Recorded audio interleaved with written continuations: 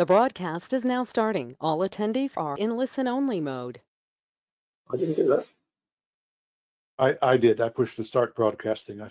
Okay, so we're on board. We're still waiting for a few people to show up. At the moment, we have 6 attendees plus 3 organisers.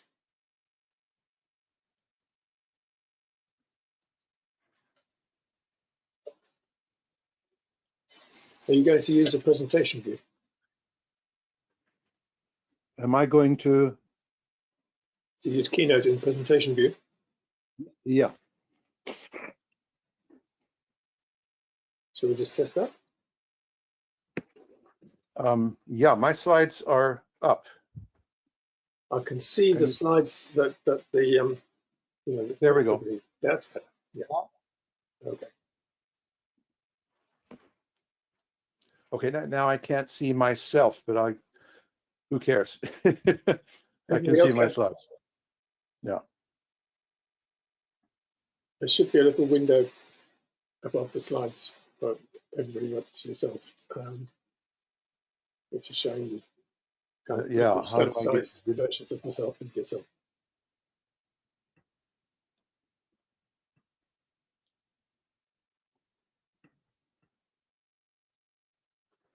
Be nice to know how to get rid of that thing. You can see this thing on the side, right? What I can see is just the main slide saying value management. Oh yeah, you can't see my webinar Nope. circles. Okay, good. I'm ready. Let's give it one more minute for people to show up.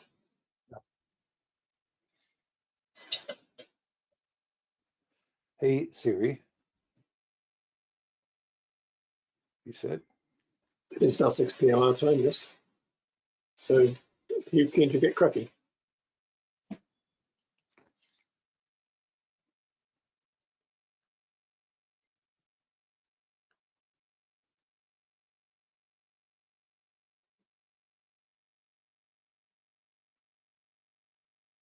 All right, I think it's probably time to get started. So okay. Welcome everyone to the third in Tom's series of workshops. I'm just going to point out that in 2 weeks' time, we're going to have the next evening meeting. So it's in 3 weeks' time. We're going to have the next evening meeting of SPA, which is going to be all about Terraform as a way of building infrastructure in the cloud. But before that, we've got 3 more workshops starting tonight. Tom Good's value engineering series. So without further ado, over to Tom. Thank you, Mo. Welcome, everybody. The good news is this time it's not a 3-hour course, it's a 2-hour course.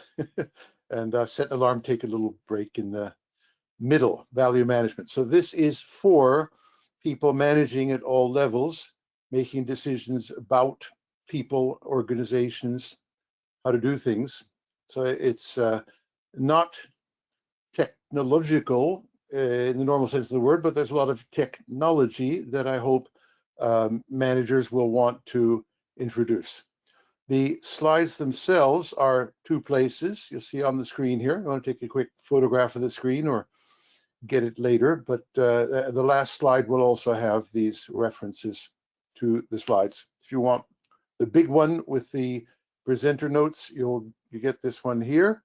And if you just are happy with a little PDF, you get this one here. If you want to talk to me afterwards, there's my email and other information. And thanks to our co-sponsor, the specialist group on quality. And I have a suspicion that I perhaps should have put, so here's group, the change management group here, but I'm not perfectly sure. Okay, let's see. There we go. People can see you. Okay. I pushed a button trying to go to the next slide and managed to fall out of Keynote. There we go. Okay. Emil, can you confirm I've got this slide here? It says Value Management Textbook.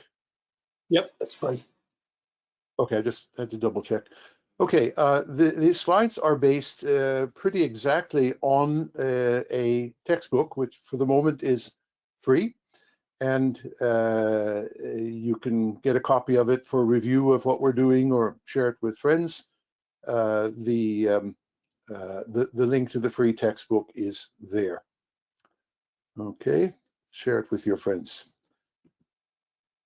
Summary of the whole 2 hours is that value delivery, implicit for me, to your stakeholders, depends on good management. And definition of good management is what we're going to talk about the next 2 hours and in the book. Okay, but it's basically enabling technical staff to do smart things. Here's another even longer description of the course. Management can improve their value delivery ability by, and here are some of the technologies we're going to talk a lot about, quantifying, in other words, clarifying, so nobody can misunderstand, all stakeholder values. And what are values? Well, they're all the qualities people want and other things that they value. For example, saving time or things like that. As well as, another obligation, we need to quantify money and time, perhaps at a more detailed level than we're used to, not just for the whole project, but for individual strategies and designs and architectures and things like that. If this table looks a little bit mystical, we'll be going into more detail on it as we move along here. I've got something like 110 slides, so it's going to be about 1 slide a minute here would get me through the whole thing. Let's hope. Now, at even more detailed overview level of what we're going to talk about, 5 main ideas. First, we hope that people will learn to be more stakeholder oriented rather than user or customer oriented alone. Lots more stakeholders than users and customers. And stakeholders hold the stakes. They actually determine the requirements that you have to listen to if you want to succeed and you want to avoid failure. So we need to move to a more formal stakeholder culture rather than a use case, user story, user culture alone. Second main idea is that these critical values that critical stakeholders have, critical means life or death for the project. Okay, so a critical stakeholder determines whether you succeed or fail. A critical value determines whether you succeed or fail in that value and perhaps on the whole project. And I believe that all critical values, here's a list of critical values here for a project that just gives you some idea of what we're talking about. So you'll see right away, it's not, as you first might think, value in terms of money. It's, for example, what about staying healthy? All critical values can be expressed quantitatively. That is, all things like this, without exception, can be expressed as quantified requirements and quantified achievements.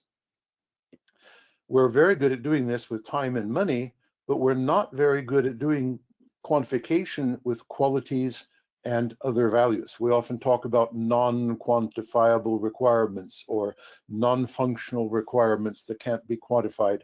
And there's a whole immature culture that doesn't recognize we can and we must quantify requirements. This is the subject of the first lecture, which we have on a video at the SPA video site, by the way. Third point, all the strategies, and what's a strategy? Well, some people call them designs, architectures, technological ideas, but they are the things we do so that we'll achieve the values within our constraints, such as constraints on cost and time. All the strategies we can estimate and later measure how much value we're going to get from them. And this is a table we're going to talk about exactly technologically, how do we estimate, how do we express these ideas of how good each strategy is for the different values and different costs. But so quantification on the values and quantification on the strategies are the big ideas. And most of us have, unfortunately, informal ways of doing this. We just say the value like enhanced security, and we say the technology like encryption, and we're all done, and there's no quantification there. That's a failure path for at least large and complex projects. The fourth point, actually, it's by the 5 there, is that when we're writing contracts with sub-suppliers, we can base these contracts on the actual incremental delivery, that's an Agile word, incremental delivery of useful planned value. In other words, when the sub-supplier gives you more value, they deserve to be paid. Otherwise, I don't think so. And the last of the 5 points here is that motivation and responsibility of teams, internal teams and suppliers can be based on the values. In other words, reward them and praise them for delivery of values and ask questions when they don't. Don't ask how hard they work, ask how much value they in fact have delivered, say, last week, and motivate them that way. So one way of summarizing a culture, and I'm teaching a culture here, is to talk about some principles, and I have quite a lot of principles floating around the talk here. So here's principle number 1. If you analyze your stakeholders well enough, you will discover the values that they hold dear and are critical to your success. The values can be quantified, and you can pin down the values clearly so nobody can misunderstand. And one major trick to the trade there is to quantify them, but it's not the only trick to the trade. We're going to show some ways of structuring requirements so that they are clearer. And so it's a combination of what I call structuring and quantification. The strategies defined, we use different words for them, like tactics, solutions, design, architecture, the means to the end. But the strategies, you can both estimate how good they are in all value and cost dimensions.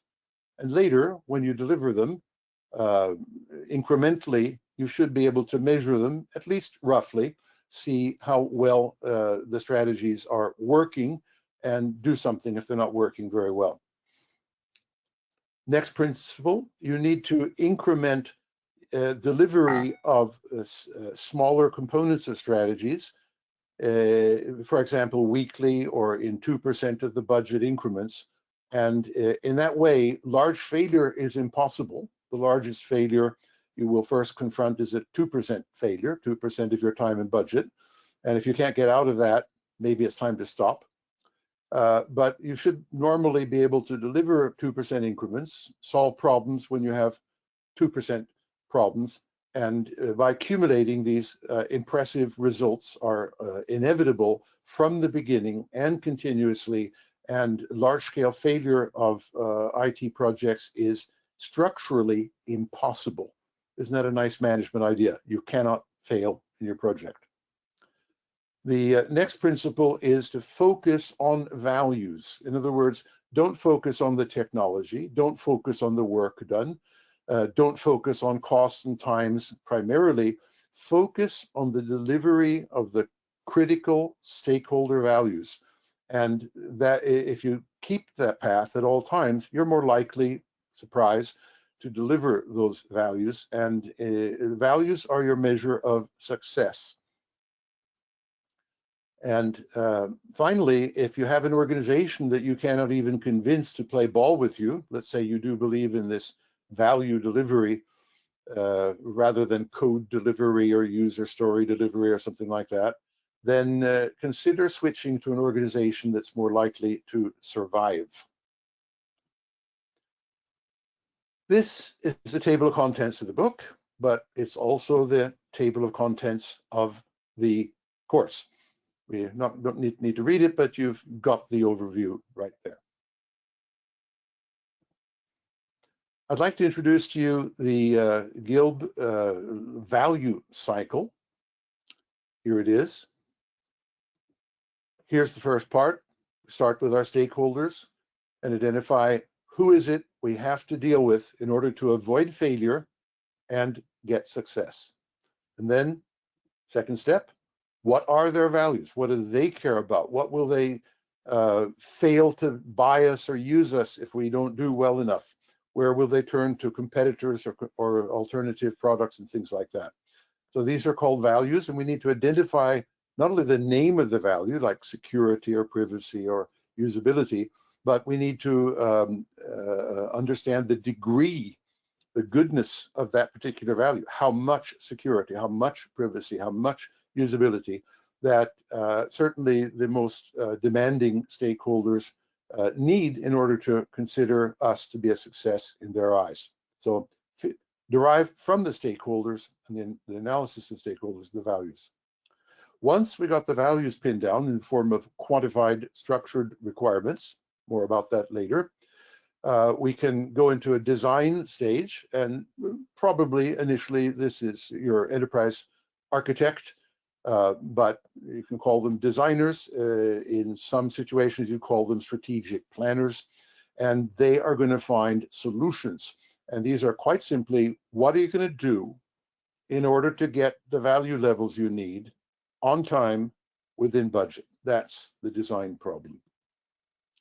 Now, some of the design ideas we come up with are going to take 1 or 2 or 3 years to implement, for example, and we want to do things agile, incrementally, early, and frequently.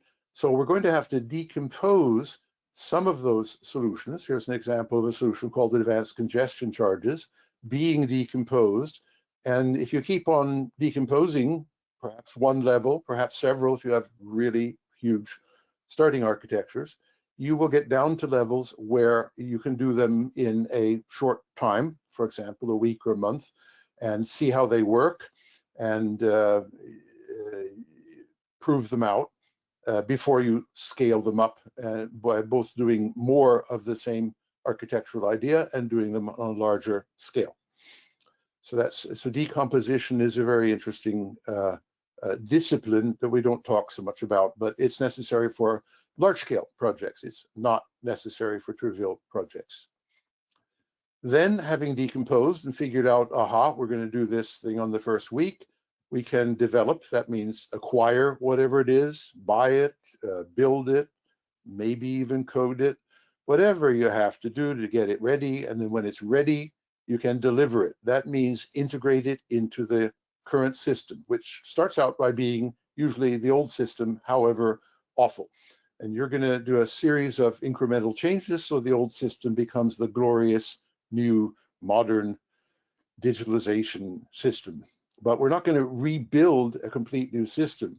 We're going to evolve incrementally until we have delivered enough value, and that will be the new system. Having delivered, we take the next step, which is say what really happened. We know what we thought was going to happen. It was going to be good. That's why we chose it. But did we really deliver enough value? Did we really have no nasty side effects on performance or privacy? Did we really not squander far too much time and money to do it? And if we get negative feedback and we learn that the strategies aren't as good as we thought they were, we have to ask ourselves if we can modify the strategy or replace the strategy so that we get better results and continue. And but assuming we're more or less on the right path here, we continue and we keep on going through the cycle until such a point as we've learned that all the levels we decided to get to, our required levels of values, have been achieved, in which case project is done and we're ready with our resources to undertake other tasks. So here's another way of looking at it. This area here is the business analyst area. The next area is architecture, engineering, design. The next area is development. For example, Scrum or our Evo method. You may be coding here, but you may be doing other things than coding to get an IT system running better. You may be, for example, acquiring the code or changing the database or something else like that. Going into measurement and learning is confronting reality, not least management. What are we going to do? Does it deserve something to be done? And then this lower part is where people concentrate far too much exclusive effort. And a lot of the things called Agile today don't do enough in stakeholders, value, elicitation, learning, and measurement. And that's perhaps a main point of what I'm trying to teach here is we need to do more of this stuff to manage. We can't just focus on churning out code and hope for the best, which I'm afraid describes many of the methods people are really using.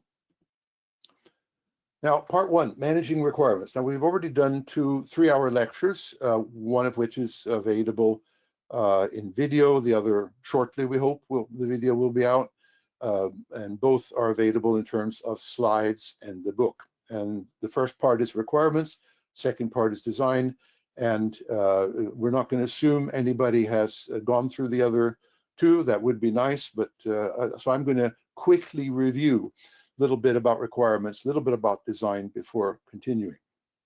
So here's on the left-hand side a very simple example of different value requirements. These are all quality ideas, and these are other value ideas. These are from the book Competitive Engineering, and you can download more detail, including how to quantify all of these. Wouldn't you like to know how to quantify security, for example? And that's this download link there.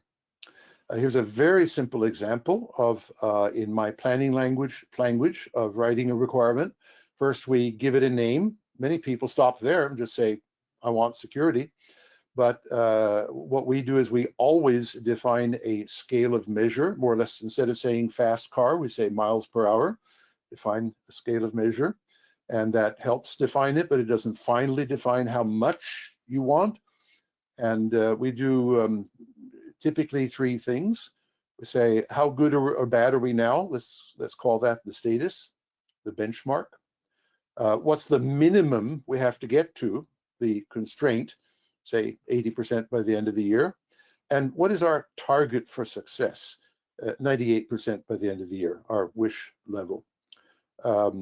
The tolerable level actually defines a failure point. Less than that means this value has failed, and quite possibly that means that the whole project has failed, but not necessarily.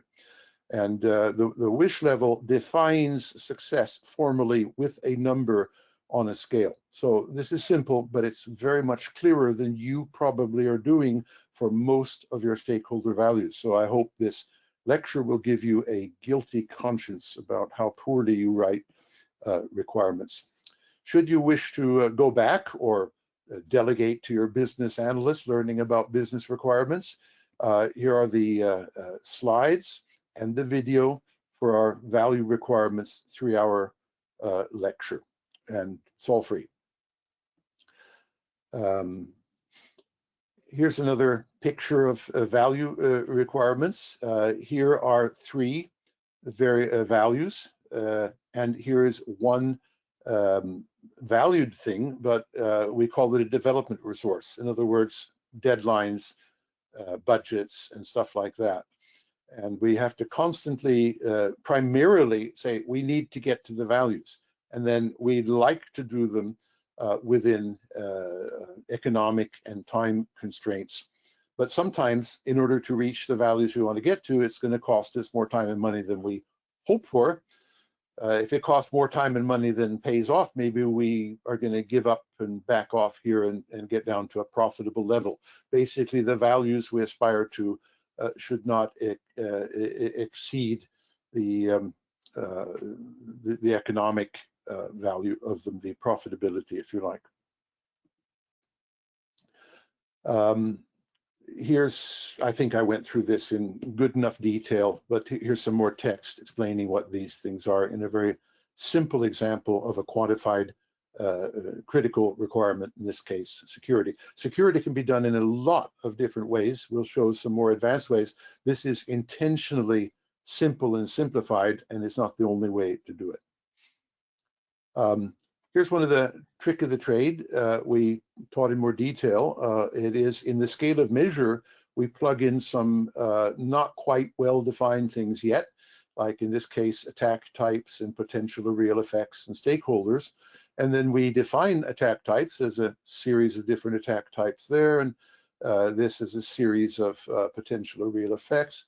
And we use this. This is actually a method of decomposition of a very complex system with very many different attack types that can be combined with very many different effects of the attack types, like death or injury, and with a large number of different interesting stakeholders here. So this is a technique for handling non-trivial systems, of which there are plenty in IT. We use this trick almost every time, at least every time I do any work quantifying a value. I almost always have 2 to 5 scale parameters. Again, more detail on them is outside the scope of this lecture, but you can go to the books and go back to the requirements lecture to go into more detail. So here's another, now here's an example of, in this case, air quality. This is actually from a BCS course I held, a workshop in 2017. We tackled the problem, not surprisingly, of the air quality in London. I guess that's no problem these days, perfectly clean, nobody's driving around. Here is the ambition level, which is sort of, I sometimes call it the bullshit level. Drastically improve air quality in London, the kind of things the mayor would say in a political speech for a soundbite. But that isn't good enough to clarify exactly what is meant or to test and measure that we've delivered the right stuff. So here comes a scale. These are all what I call one-liners. In fact, all of them open up into a window with more detail, as you can see later. But here's the scale of measure: the number of persons who reside in London boroughs dying from exposure over time to a certain pollution per year in an area. That could be like a borough or Northern London or something like that. These are the scale parameters, by the way. Meter suggests how we are going to measure this when we do deliver. There was measurement of project progress. Here are 2 different statuses for different combinations of the parameters. In other words, systems analysis or business analysis. Good to know where you're starting from, the benchmarks. And here are 2 different tolerable levels for different combinations of parameters. In other words, 2 different borderlines between failure and not failure. And here are 2 different goals. In other words, and here are the same goals here on a sort of stretched out on a scale of measure. Here's a stretch parameter. Stretch is like so ambitious we're not sure we can do it, but it would be nice if we could, so we'll record that just in case. You can do it sort of in your dreams. Here's some an attempt to say who are the stakeholders who really care about this particular goal, so we can have discussions like, do you like these numbers, you the stakeholder? And we do things like register assumptions, issues, dependencies, and lots of other stuff. Again, more detail on this you'd find in the requirements book and requirements course. Here's an example from a case study we have used and go use a little bit more. It's from Ericsson of Sweden. What they're doing there is they're actually organizing 2,000 or 3,000 software engineers, and they're trying to increase their productivity considerably. And this is one of several. We look at slide 54 here, we'll find more details about the whole project, so we're going to get there. But so this is an example of a top manager, in this case, the chief technology officer, saying this is one of my values, the predictability of time to market. In other words, how sure can we be when we say we'll be ready for the market, that we really will be ready, and rather than being late or something like that. So here's the scale of measure. And this is just something real that a real customer called Ericsson paid real money for us to help them with. But you'll notice a lot of the same things we've been talking about. All of these numbers down here always are assumed to relate to this particular scale of measure. So we write a very good scale of measure. We take terms like project time and we define it thoroughly. The ideal is that nobody can misunderstand, nobody has to guess, and nobody has to waste anybody's time saying, what do you mean by project time? It's defined here. So we work towards that ideal, zero misunderstandings. And then having a very good scale of measure, well-defined scale of measure, we can reuse it for the things like benchmark levels and constraints and success levels. And where these numbers here are numbers on that scale of measure. Here is our EVO cycle again, which I've already talked about, with a little bit more detail about what goes on there. So basically, we recommend this cycle as here's a way of working, a method, and it's all condensed very nicely on a single page here.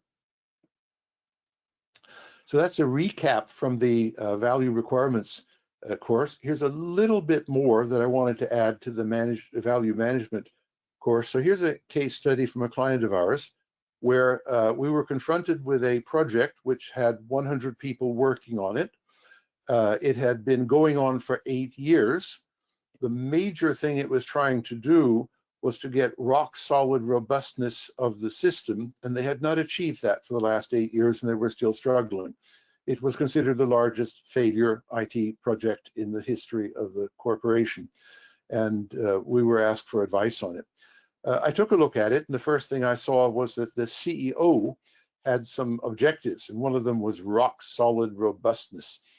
And there were about 7 other things. And it turned out they were all at this ambition level, this bullshit level. And I said, well, none of these goals are clear enough for any of the 100 people to understand and do anything about. So they're all busy coding use cases and user stories. And not as long as they get paid, they're not worried about whether the project's still in failure mode. And they said, what do you mean? I said, we need to quantify and clarify. So I did it. I took, within 45 minutes over a beer, I'll show you the detail in a moment, the first 3 and quantified them. Now, the process here that I can teach anybody is first step of clarification is to decompose into a set of things, which is what we mean by this umbrella title of rock solid robustness. I call that Cartesian decomposition, and I'll leave you to figure out why I call it Cartesian decomposition. Here's the first one, software downtime, using the traditional idea of having a scale of measure and different levels on the scale. And then the second one, restore speed, scale of measure and some levels. And the third one, testability with a scale of measure, some other stuff, and some points on the scale of measure. At this point, the project manager agreed that we'd cracked the problem of clarifying what his team of 100 people should be doing. And long story short, it took a while to turn Titanic around here, but the project ultimately did succeed. If we hadn't have intervened here, I think it would have gone on for another 8 years until the CEO was fired or something like that. But we ultimately got success in the project by clarifying what the CEO did not bother to clarify. So it's a management responsibility to make sure that fuzzy, nice-sounding things like rock-solid robustness are in fact defined so technologists can do them and measure by testing and measurement that they are in fact delivered. Then projects might succeed rather than fail. Another technique we talk a lot about here and there in the previous ones is stakeholder management. Now here's a very nice example of a fairly large checklist of different kinds of stakeholders. All stakeholder lists are tailored to a particular environment, so you can't simply use this list. You've got to figure out your own. But here are some various categories like environments and group and inanimate things like agreements and contracts and things like that, and individuals like the chief technology officer, and strange things like weak victims and defenders of weak victims. So I hope this immediately gets some of you to say, oh my God, is that what he means by stakeholder management? That is very different from just a user and a customer. And the thing is that each one of these stakeholders, by definition, is critical. That is, if you don't satisfy them, you've got a problem. And they have at least one critical value, or there wouldn't be a critical stakeholder. So this is just better systems analysis. Here's security done with a little bit more detail than I showed earlier. So there's its tag. There is the bullshit level. I want the best security to fight hackers. What the heck does that mean? The scale of measure begins to define it, which attackers for which security results, and which attack types and which targets are being attacked, and what happens, do they die or live, all this kind of stuff, and which is decoded here. So here we have the status level with a selection of the different kinds of attacks and the attackers and things like that. And here we have an improvement. We want to move from 5 on this scale to 42. And if we get to 42, we will have succeeded, we'll be happy, and we'll have satisfied this group of stakeholders. I hope you can see from this slight expansion of what I showed you earlier, how language helps you make goals and people you have to deal with in connection with those goals, the stakeholders, clearer to all concerned, and how it's essentially very, very different from a thing like a user story or a use case or a functional requirement. So, basic principles of value requirements. If you focus on users rather than stakeholders, and building the technology rather than delivering the values, you will probably fail. And we have a very high failure rate in IT systems. Just Google IT failure rates. I've got a chart coming up on it, I think. And one of the reasons is we focus too narrowly on users and too narrowly on the technology, and not enough on the stakeholders and values. And if we take the time and trouble to quantify the values and quantify the various costs, including subtle things like technical debt, in other words, future maintainability costs, then you have the basics for having a fair shot at success. Otherwise, I'd say if you don't bother quantifying all this type of thing, failure is pretty well guaranteed, and history is my witness there. Just look it up. So I have a section here on policies for requirements, and policies are the kind of things that managers have. They're like an attitude of managers, and you have to maybe write them down, maybe put them on the wall, maybe keep on asking questions about them, but they're your basic framework. So, questions like, how many stakeholders have you identified? If they say 2, the user and the customer said, you don't even understand the concept. Maybe you need to go on our stakeholder course. And from this, how many values does each stakeholder have on average? If the answer is only 1, they said, well, try again. Very likely stakeholders hold multiple values simultaneously. And so they haven't got it. They think there's only 1 value per stakeholder. Another policy, basically, the question you ask to check the policy is, have all of these critical top 10 critical values been quantified? So they, in such a way, they cannot be misunderstood. Is everything defined well enough so people don't have to ask, what does this mean? What does that mean? Can you yourself read one of the specifications here and you don't have to ask any questions? It's perfectly clear what it says there. So these are basic policies of being responsible to all your critical stakeholders and being responsible for being clear. and most organizations could improve a lot in that area. So a third thing I have in every section here are checklists, just questions you can ask. You know, for example, are people still talking about users and customers? Is what is here? Then they've just got the wrong culture. They need to be introduced to a stakeholder culture, at least if you're a mature organization trying to handle complex projects. If you're you know, one man and a dog trying to write a program this week, you don't need any of this stuff. Just write your code. What I'm afraid has happened is that culture has continued to be used as we scale up to much larger projects, and it doesn't work. Okay. So another question: are we still using fuzzy words where everybody wonders what you're saying? There's usually plenty of that. Usually you dig out your critical requirements, and you're going to find that fuzzy statements predominate, and they unfortunately come from managers who themselves either need help to clarify, or that somebody will do it for them, or they need help to do it themselves, which would be ideal. Okay. And if you don't know how to quantify your values, there's a really simple trick, which is search the internet for a method of doing it. Like if you don't know how to quantify security, Google security metrics, and it's quite amazing. There's 36 million hits. How many people have actually quantified security, and we'll teach you how to do it if you don't know how to do it. But it's quite amazing how many people in IT know that they don't know how to do that, and they don't do it. And yet, isn't security pretty important stuff? Okay, so that's end of part one. And then here's a review of the design part. And first thing is, you can grab the book, and you can grab the course slides.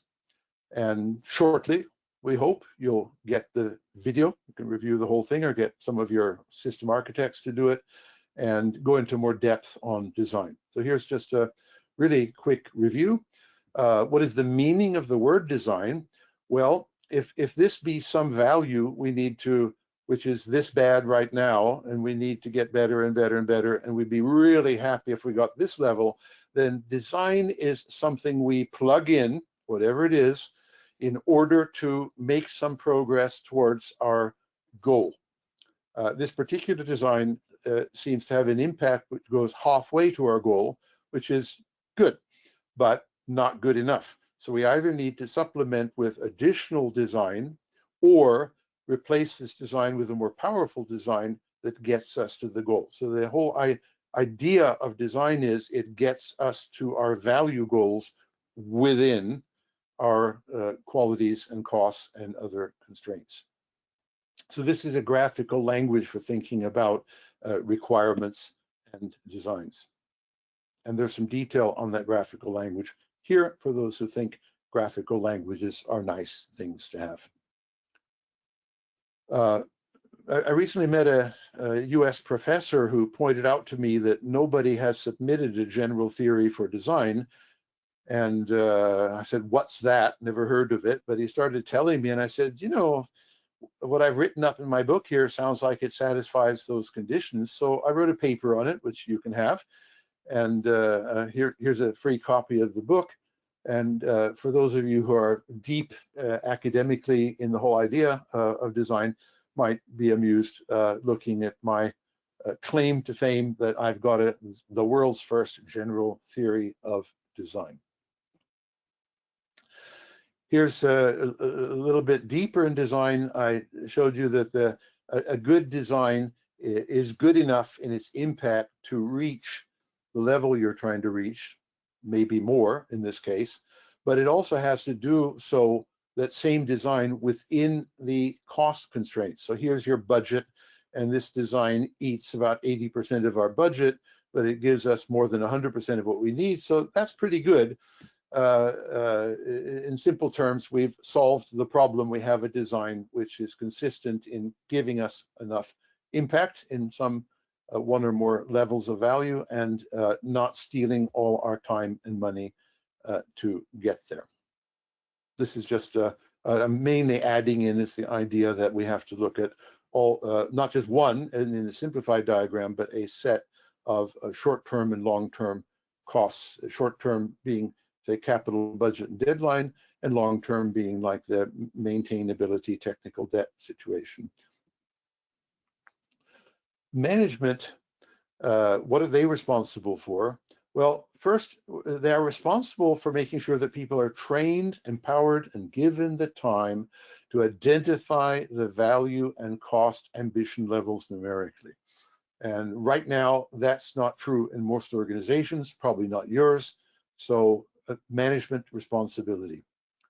Second, your architects need to be trained, equipped, given the time and energy to find designs and to validate, at least theoretically, that those designs will probably deliver the values you want within the cost constraints. And right now, most architectural, enterprise architecture things do not do that. They don't even think about quantified requirements or quantified costs.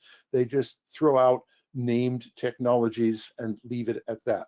And that's a recipe for disaster. And so is it the architect that's at fault if they just throw out nice sounding things and collect a hefty pay for being the enterprise architect? No, it's the management's fault for not demanding more of their architects and designers, that they specifically design to meet very specific requirements and costs. Okay, so the management needs to bring to life proper architecture, not the pseudo architecture that in fact exists all over the UK.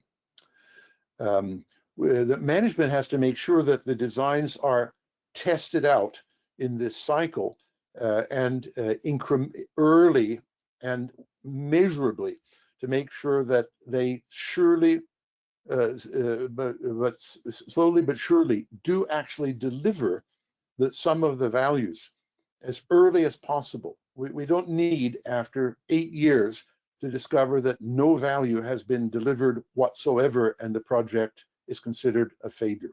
We need week by week and month by month incremental value to be delivered, thus proving that the architects have understood the problem and the architecture is dealing with it successfully. And management has to make sure that happens, that the measures are taken week by week, cycle by cycle, sprint by sprint, and that there is a generally successful upwards incremental delivery of the values in the direction of the successful levels. So let's think about this for the moment as the big picture, and management's job is to make sure that the big picture happens and not a lot of coding and testing and traditional stuff leading to the large-scale failure. When do we need to do all this stuff I'm talking about? Well, if you're, as I said, just a man and a dog coding some stuff, you don't need it. If you're building a doll's house in your backyard for your children, you don't need it. Maybe if you're building a small cabin, you can just use the craft of your forefathers. That'll do. But the moment you're doing the large-scale IT projects that we find in government and industry that fail and get delayed and cost too much, the skyscrapers, if you like, we all know that those skyscrapers used a lot of rigorous engineering and quantification and discipline, and they weren't just done by somebody who's good at wood, carpentry, did not make those skyscrapers. Okay, so in other words, when projects get highly complex and large, and they're primarily those I'm addressing, trivial projects do not need my advice, just have fun coding. When projects have big parameters in this large list of things that make projects complex and large, then you need these methods of thinking more and more. Just like we know we need these methods in hardware engineering, it's about time we recognized we need them in software engineering. Or really, at the end of the day, we have to think about systems engineering. We can't just think about the code, and IT systems have people, databases, machinery, and they have a lot more than code. So it's time we stopped being code-centric and started being systems centric to deliver successful IT systems. There's something I call pseudo design or pseudo architecture, meaning, now there's a wonderful quotation from my dear departed friend Jerry Weinberg: calling something by a name doesn't make it so.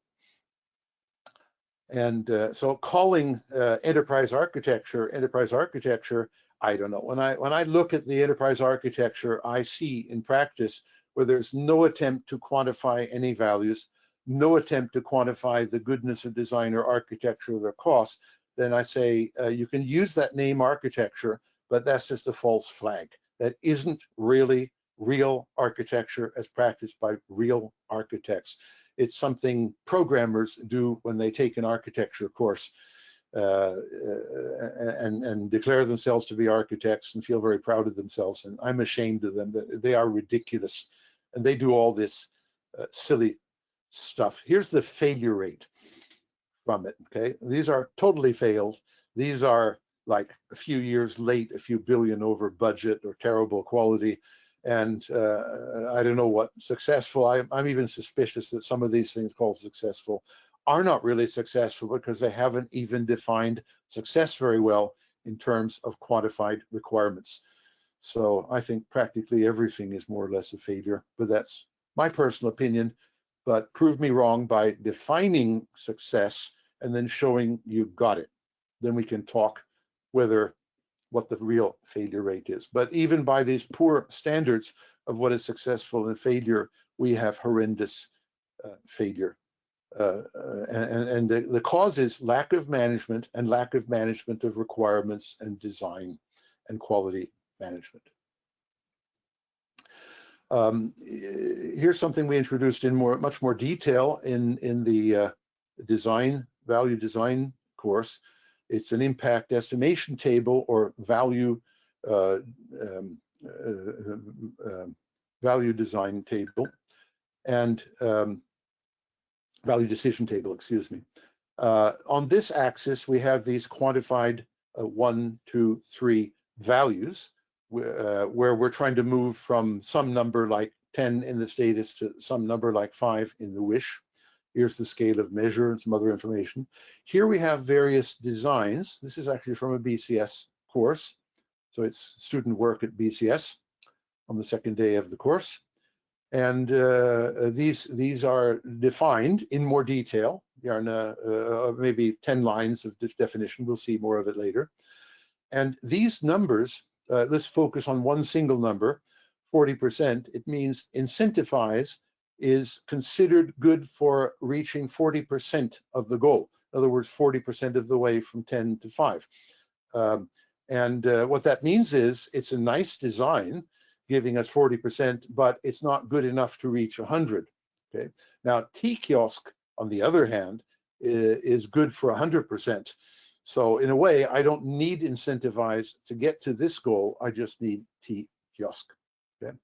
The daily danger checks have a negative 100%. In other words, they move radically in the opposite direction of where we're trying to go and would be destructive if we did this and this alone. So, okay, so long story short, value design management means taking the values and the costs, putting them on a table, taking the designs and then putting some numbers, and here in more detail, we'll perhaps look at it later, how did you arrive at the numbers, what is your evidence sources and things like that.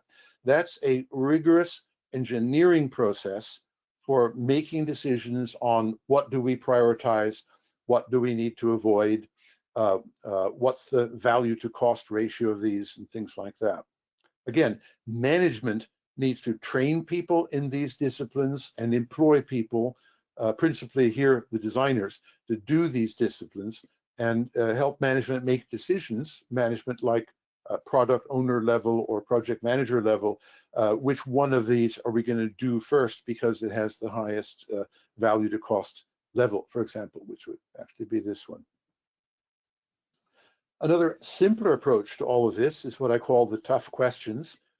Here's a link to the detail on that, and even more technically, there's a a group of 20 tough questions I wrote for Intel, one of the better users of our methods, 20,000 engineers doing it over 20 years. But simple questions that managers can ask. You tell me this expensive strategy is more secure. Can you give me a number for the experience of others of using the strategy? Can you cite how secure it is? Don't just tell me you're the designer and you believe in this. There's far too many belief systems based on little or nothing that allow people to go ahead and do stuff and invest lots of money and time on stuff that doesn't work and at least doesn't satisfy our needs. Okay. Just for fun, my cheeky 6-year-old grandson told me he knew everything, and I thought that was pretty cheeky for a 6-year-old. And I then asked him, if you know everything, then maybe you can tell me what you do not know. He was totally silent for the next half a minute. I think he got it. He's a smart guy. Here are some principles for design. And basically, we've run through them. Here's detail on it. But basically, we need to look at the impacts. These are designs, design 1, design 2, design 3. And these little bar charts tell us the degree of impact. Red means negative. Green means we've reached our goal. Here's actually accumulation. Green means we have more than enough safety factor if we took a set of these. Red means we're not safe yet. We don't have enough design. And here we are looking at our top 10 critical requirements for a system. It looks like the British Computer Society Clean Air in London project. And here are some costs. We're looking at the impact on the budget. And it's using these numbers to even compute the benefit to cost ratio. In other words, if we were to implement one of these first, which one has the highest value for money? And it turns out to be this one, which is green. But if we wanted to take a look at riskier things, value for money with regard to risk, turns out some of these other ones, where the green is, would actually be a better idea. And in other words, we can design, but we can design with regard to risky new technologies that we're not sure will work, and take that into consideration. Again, management has to make sure that people are trained, that they present to management tables like this and simplification of those tables when reasoning about what they are planning to do and justify them. We really need to force the architects and designers to justify their opinions in terms of facts about how good things are going to be for the requirements that are critical and within the constraints that are critical for us. Here's basically the same table, and a table like this can always be done on any kind of spreadsheet, and the same spreadsheet technology can simplify the table to bar charts. So here we have the different strategies, the sum of all the values, the sum of all the costs, and in fact we are sorting these by just saying sort in the value to cost sequence. So here we have a little burn up chart of what should we do first to do the smartest thing with the most value for very low cost, and then this second thing for very high value for not too much cost, and so on. So this is a way of quantifying and calculating the priority for the delivery team. If you like, it's artificial intelligence for product owner. Checklists for design. Have we done the designs in enough detail to enable us to implement in the short term some of the design and prove it out before we scale up or and declare that it's a good enough design, is good enough for simplification here. So end of design management, ready for part 3. Now, I'm going to go into something called quality control, quality assurance. And I find these terms are often misused. I meet people and I say, who are you? And say, well, I'm the quality assurance director. And it turns out they are the test manager. And we need to be a little bit more humble, but there are lots of industrial formal definitions of this. But quality assurance is making sure you have the qualities and values you want. And it's very intelligent procedures that, in fact, lean would be a very good thing to put here. But it's intelligent management. It looks at the economics of the smartest things to do and when to do them. It's proactive. It tries to make sure that bad things don't happen at all. Whereas testing is quality control. And it's really figuring out that people have screwed up and screwed up and screwed up with bugs, and we better find them before release. And finding defects in testing is really a sign of bad management. Good management would do so much good quality assurance that finding bugs in testing would go down by a factor of 100 to 1, just for starters. They wouldn't be there. They would be prevented and avoided by quality assurance tactics. So management's job is actually to do more and more quality assurance to prevent defects from happening. And that means changing organizational processes, as we'll talk about, so that people are not forced to screw up because they're not given enough time, tools, or training to do the job properly. So what I'm suggesting is that value management means doing more lean management, more quality assurance management, and far less of this overwhelming quantity of testing we seem to do in IT, where practically no real quality assurance is done whatsoever. That's a sign of a very immature management. Upgrade yourself, boys. Okay. Now, what we're essentially doing when talking about quality assurance improvement is we're improving our organization, which is clearly management's job. Here's a simple example from the Ericsson case study of that you can set targets. Here's one target for improving your organization using language with a scale of measure and a goal. And in this case, we're trying to improve the return on investment for the work we do. I set an alarm at 8 o'clock, meaning we're halfway through everything. We're at slide 53, which is pretty good because that's halfway through. So there is hope. But now might be a nice time to get yourself a cup of tea if you haven't already done so, or whatever. I will continue, but if you take a little break, you'll not die. What I'm saying is that you can use these methods not only to design an IT product, chunk of software if you like, but you can use these same methods to define your organization. In other words, define with quantified values how much these values will get better in your future organization. The Ericsson case study, which we have and give you details on, does exactly this for over 2,000 software engineers. But I just wanted to give you a real example of one of about 10 things. The predictability of time to market we looked at earlier is another on that same agenda of the chief technical officer of these thousands of software engineers they wanted to improve the productivity of. Here's a little bit more. At the chief technical officer level, these are the names or tags of the top critical objectives. There's that predictability of time to market. And we quantified all of these. Okay.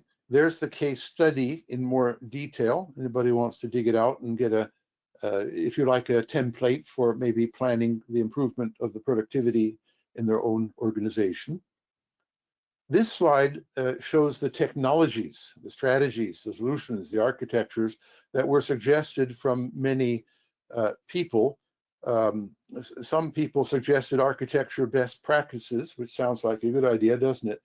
We asked them which architecture best practices they were thinking of, and we got an empty set. That is, we got no names of any architecture best practices at all. And that's like saying on an exam at university level that the answer is the correct answer. Please give me full marks. That's silly. But they were being that silly. So we introduced an idea that we would have a Anybody could enter the list with their favorite stupid idea, but nobody could pull anything off the list and seriously suggest it would be done in practice unless there was some serious historical evidence that companies like ours had used these methods in practice and achieved results that correspond to the values we have. And long story short, this never got off the list. And as we'll see, things like this did get off the list. At the end of a 2-week project that Kai and I worked with Thomas Eriksson, the Chief Technical Officer of this group, this is like the bottom line, one slide, that we said, well, we can double the productivity of your 2,000 engineers within the next 3 years.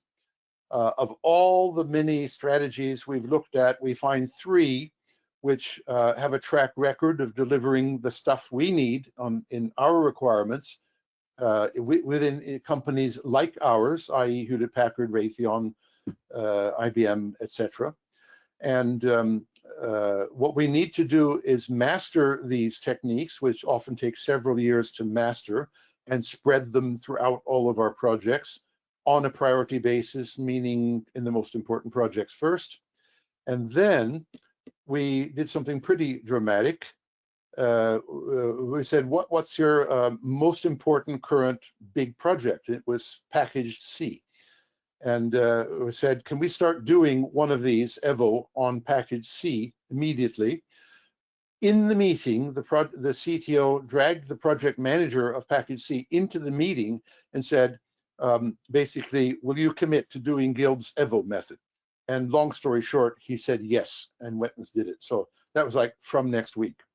And then the defect prevention process, which is a process of asking your people what we should change in the organization so we commit less defects. We said, shall we do it for the requirement specification, which is one of, say, 20 or 30 different kinds of specification.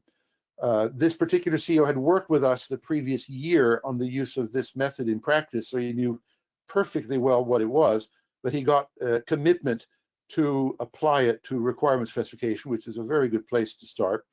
And so long story short, these are the early evolutionary value delivery steps right here. And we got them in the top management meeting, suggesting the conclusion of how we should double the productivity of everybody. And then the top manager says, what do you want from me totally? And said, we want the nod to go signal. We want funding. We want your political support when everybody fights against change. We got them and they went ahead and did it. Here's the defect prevention process that we mentioned, developed at IBM, but since IBM never went out and sold it as a product, it's essentially forgotten. But it's an amazingly powerful thing that a manager can plug in as a process, and will give amazing results in reducing waste and preventing defects and things like that. So we're not here to teach the process. You'll have to look up various sources, which I can give you. Here's a little diagram of the process. Basically, the beauty of the process is that it delegates power to like the programmers, the IT people, to analyze their own current defects from reviews and inspections and tests, and figure out how to improve their organizational situation so that they will not repeatedly commit these same defects in the future. And it turns out that works beautifully. Here's a case study from Raytheon. Here's the detailed link to the wonderful case study of really making stuff happen.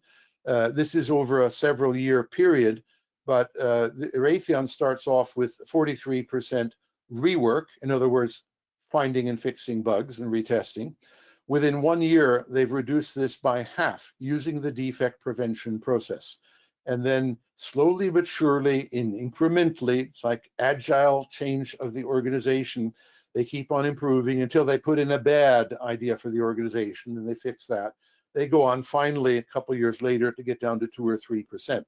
Basically, they've doubled their productivity by changing the organization with a very large number, dozens and dozens of changes, but it takes time. It's not like an overnight success in a quarter of a year, but there is substantial success within 1 year and 10 to 1 improvement within about 8 years of persistent management effort. This same case study tracked 26 projects. The number of lines of code generated as a productivity measure, not my favorite measure, but it'll have to do. And they found that the programmers were pushing out 170% more lines of code as a result of using the defect prevention process and a form of specification, quality control inspection that I'll talk about in a moment too, to find the things to improve. They did another remarkable thing simultaneously. They had 40% budget overrun. How much budget overrun do you have, honestly, if you don't fudge and keep on expanding the budget as the project goes along? But they had 40%. This is kind of embarrassing in a fixed price, lowest cost bidder atmosphere. They're building Patriot missile software. And within 1 year, they brought down the budget overrun to basically zero, and they kept going for years. In other words, they didn't lose money because they were a bad organization. They were able to keep their budget and make money as predicted. Fantastic idea for management. This doesn't interest programmers at all, but I hope the managers who are listening very carefully. How do you avoid budget overruns? I'm telling you right now how it's been done in practice. Among other things, they reduced the bug density by a factor of about 3. Here's that chart. Nice, not good enough. I'd like to see it go down to 0 defects, but they weren't going there. So here we have some principles for quality assurance. You've all heard a stitch in time saves 9, and actually measured in a large British electronics factory that it actually saves 9.3. That is, doing this kind of thing we're talking about would normally, if you didn't do it, it would cost 9.3 hours to handle a bug, and doing what I'm talking about here cost 1 hour. In other words, they saved 9.3. It's amazing how that ratio of about an order of magnitude applies. And the QA improvement I'm talking about is many small organizational tweaks which need to be incremented gradually. The big idea for management is that you have a process and you give people time. It may only be a half an hour a week, but you give people time to analyze frequently recurring bugs and other problems, and to suggest how to change things and maybe experiment themselves with changing things. And if the problems go away, you as a manager need to make sure that these good ideas are then spread to the rest of the organization. And that's exactly what Raytheon is doing. So, okay. Here's another Henry. It takes less time to do a thing right than it does to explain why you did it wrong. Just charming. Here are the quality assurance policies for managers. And again, our quality assurance tactics, we're going to use the top 10 numeric value objectives for our organization. And we're going to move in that direction. That is, we have a little IT project, which is not an IT project, it's an IT organization project. And we use that to determine whether we're moving in the right directions. Rather than using outside consultants at expensive enough, it turns out that using your own people to analyze your own problems and suggest remedies is much smarter than using outside consultants at great expense to tell you ideas that in fact won't work. Okay, and another attitude or policy is, we know it's going to take time, it's going to take years, but we're going to start now, get as good as we can, as fast as we can, show progress, gain motivation for investing in this process, and finally get 10 to 100 times better. That's the policy. The checklists are really designed to give you a guilty conscience if you can't say yes. Can you trace a long-term improvement curve for any of these things? Okay. Have you really got a culture both for your IT systems and your organization of identifying the top 10 values and quantifying them and tracking them? Okay. And do you really have a culture of year after year, month after month, improving your organization and tracking its progress towards your goals? If not, you're not managing in a very smart way, and maybe you'd like to be that smart manager. After all, these things document how good you are as a manager, and you're worthy of improved position in the organization. Now, here's a quality assurance technique, which is mainly starts out being a quality control technique, but in fact turns into a quality assurance technique. It's based on the software inspection method I've written about in these books. Here's a free copy of Competitive Engineering.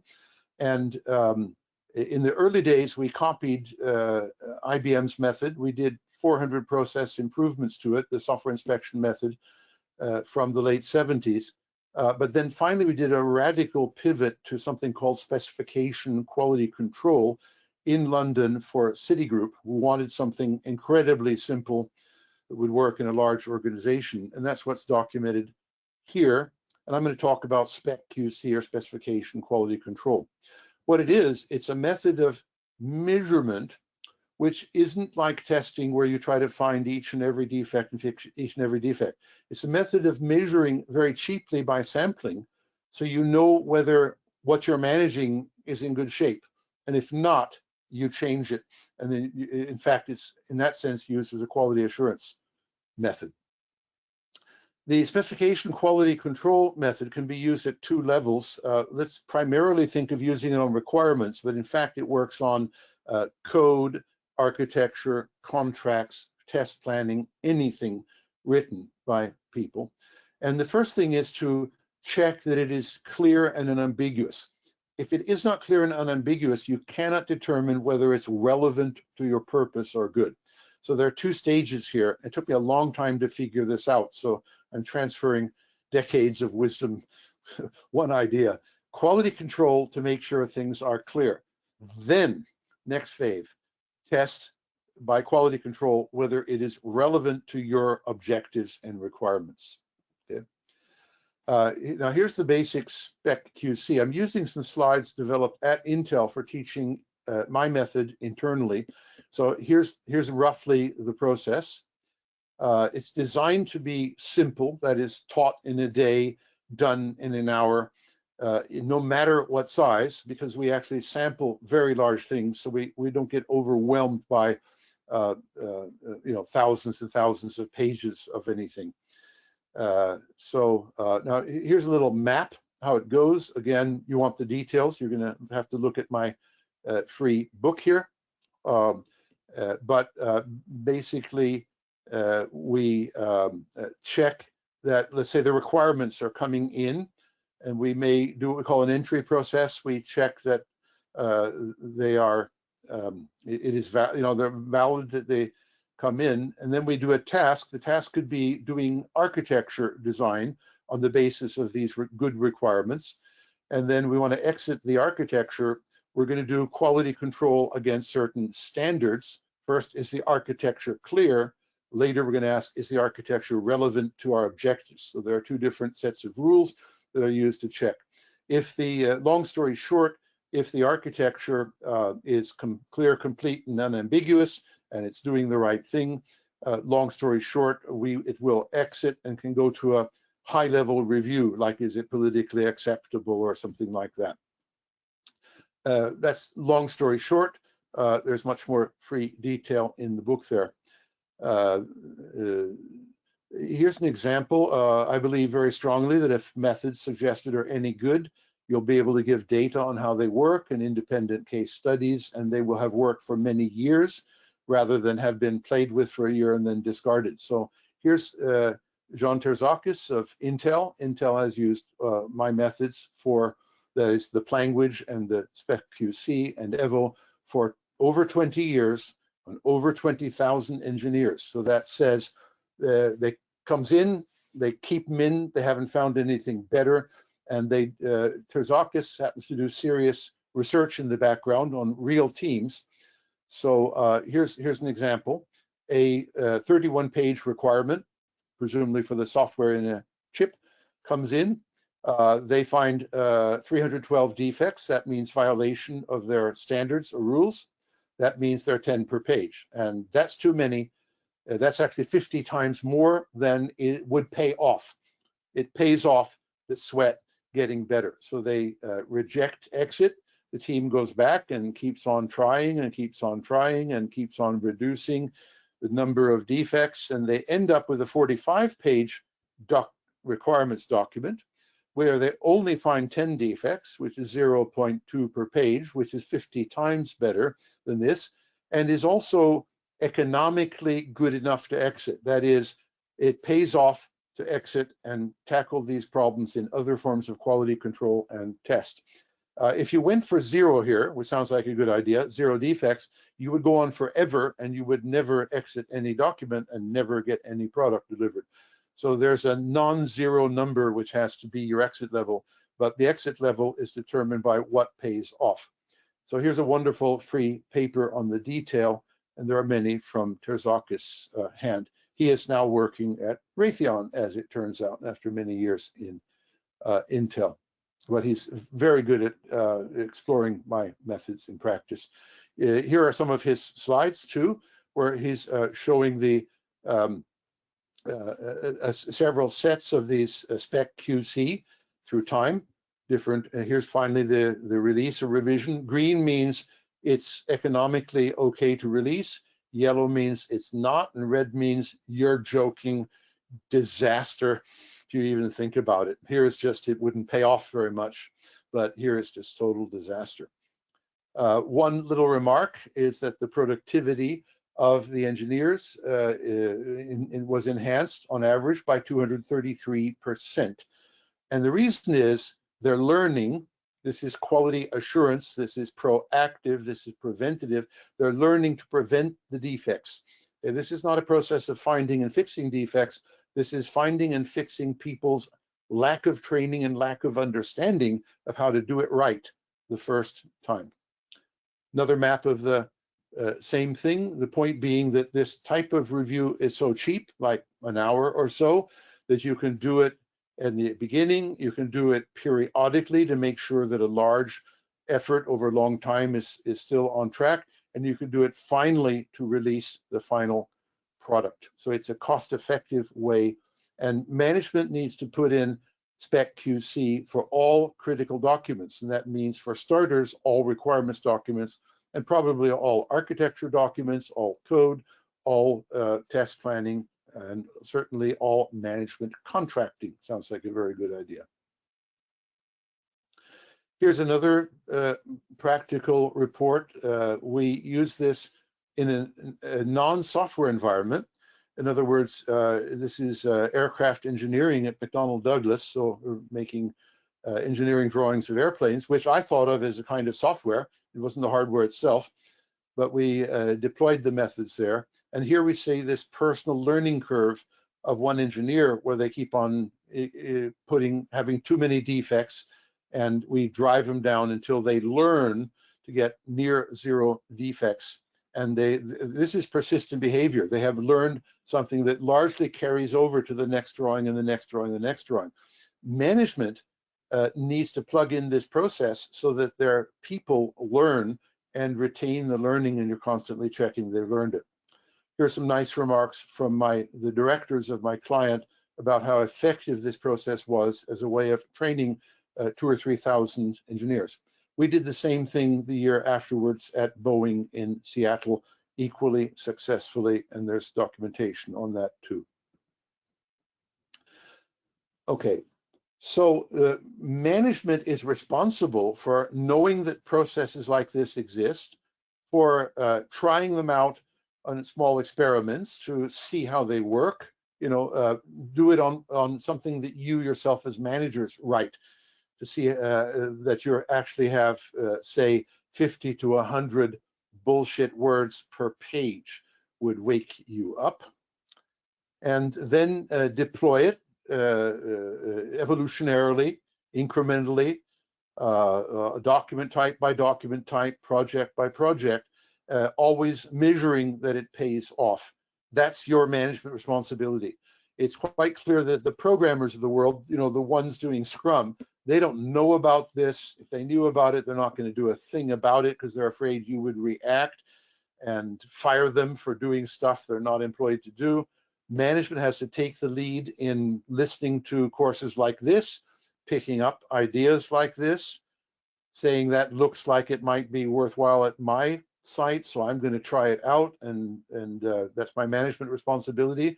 And if it works well, I'm going to spread it in my organization, like Intel and like Boeing has done, like Hewlett-Packard has done, like Ericsson has done. Large, smart organizations have all done this. The SQC method, the beauty of it, one, it's free. Two, you don't have to pay a lot of money to get a license or training in it. It's well documented. I just gave you the documentation a few slides back. It's cheap to run, like an hour, because we're just sampling. We're not going through all detail. And it works. As Intel said after a few years of using my method, this stuff works. There's a lot of stuff out there that doesn't work, as evidenced by years after years of failed IT projects. For example, the Agile methods that people are using. We won't even go into waterfall here. Some principles of quality control. You need to measure. You need to have standards. You need to tailor the standards to your types of requirements, your types of design, your types of quality control, and you need to tailor the levels you will accept to the economics of your organization. Policies for quality control.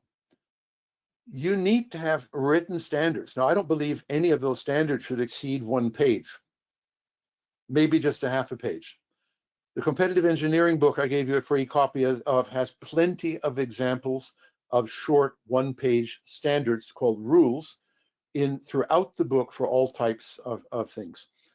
Okay, also standards that are 52 pages are ridiculous. I got rid of them in some of my British clients decades ago. We went down to a standard saying no standard should exceed 1 page, 1 screenful. You can do that by focusing on the essentials. We need to make sure that we don't have garbage in, garbage out. That is, faulty requirements get into the architect, who produces faulty architecture, who gets into the people building the systems. This is ridiculous. You need to put in the spec QC together with exit levels to manage this process. Practically nobody seems to know about this or do it in practice. You should be able to experiment and prove that it's about 10 times better than anything you ever did. What's stopping you? You're listening to this lecture with a view to improving stuff. Start doing some of this simple,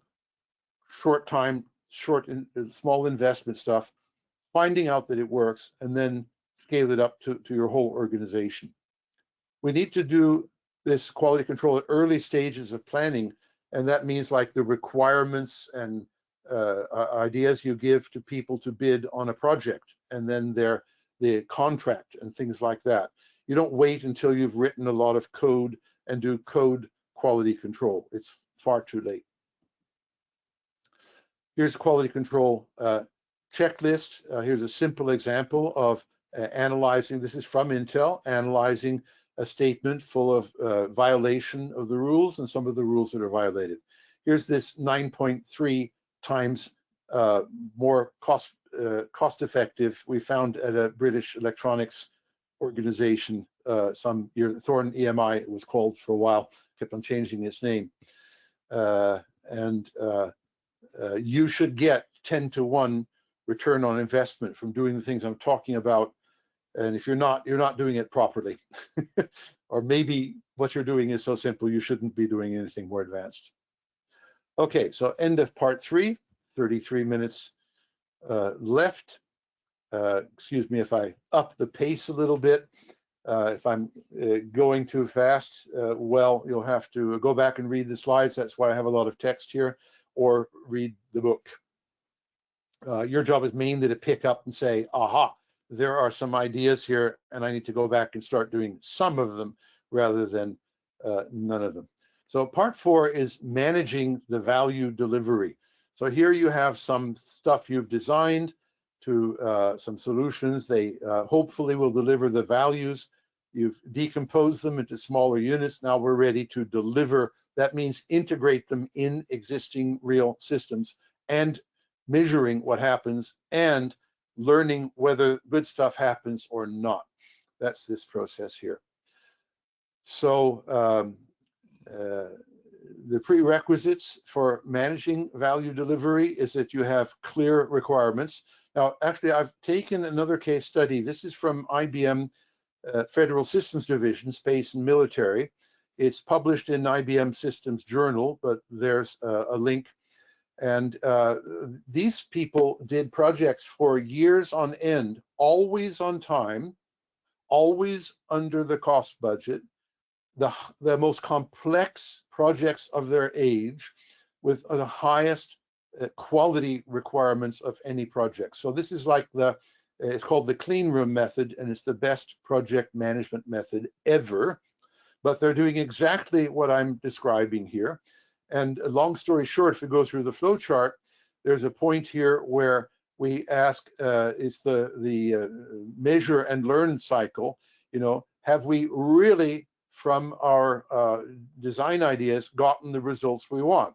If yes, continue and deliver more. But if no, then we have to either realize that it's going to cost more time and money than we thought, and we need to maybe go back and redesign. So that's what this loop is.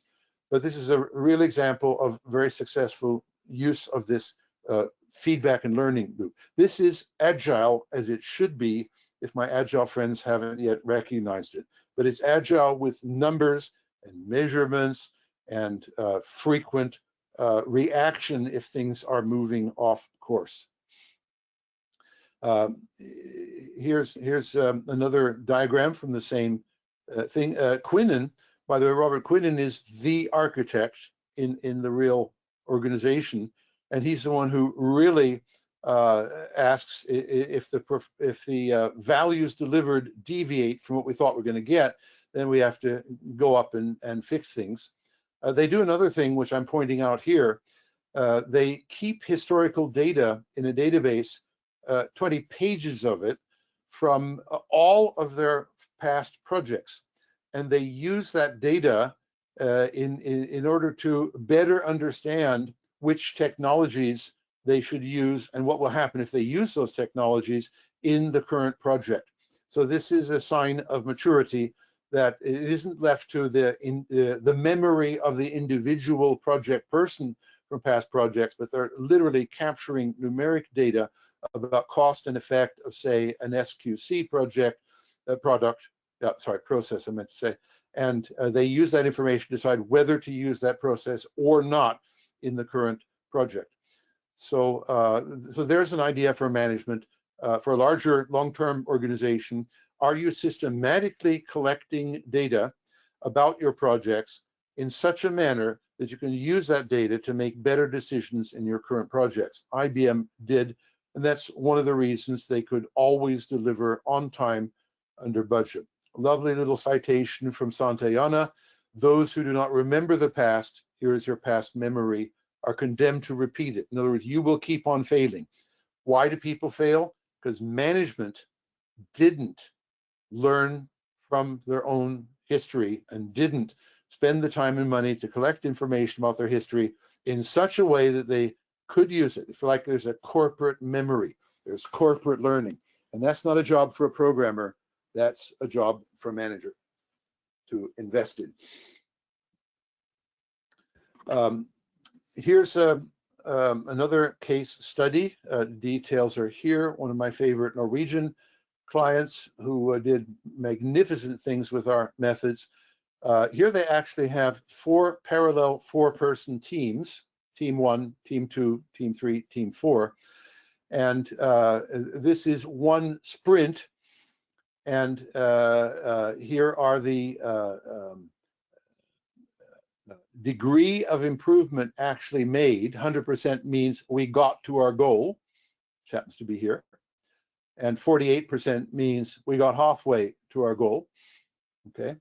And they actually use this information to spit out some color codes.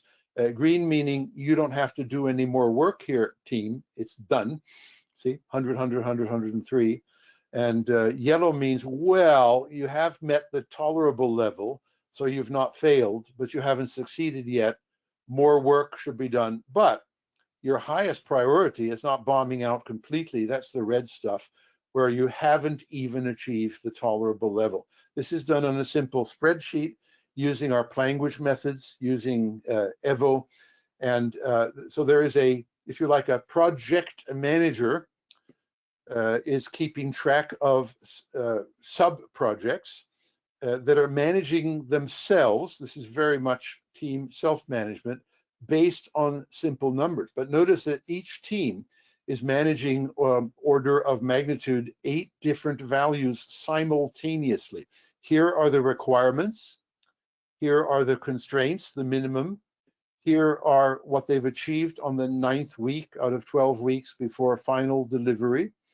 In a sense, project manager can just scan that list and say, if you used 75% of your time, 9 out of 12 weeks, and the average of these numbers is about 75%, that means you're on track for achieving 100% with 100% of the time.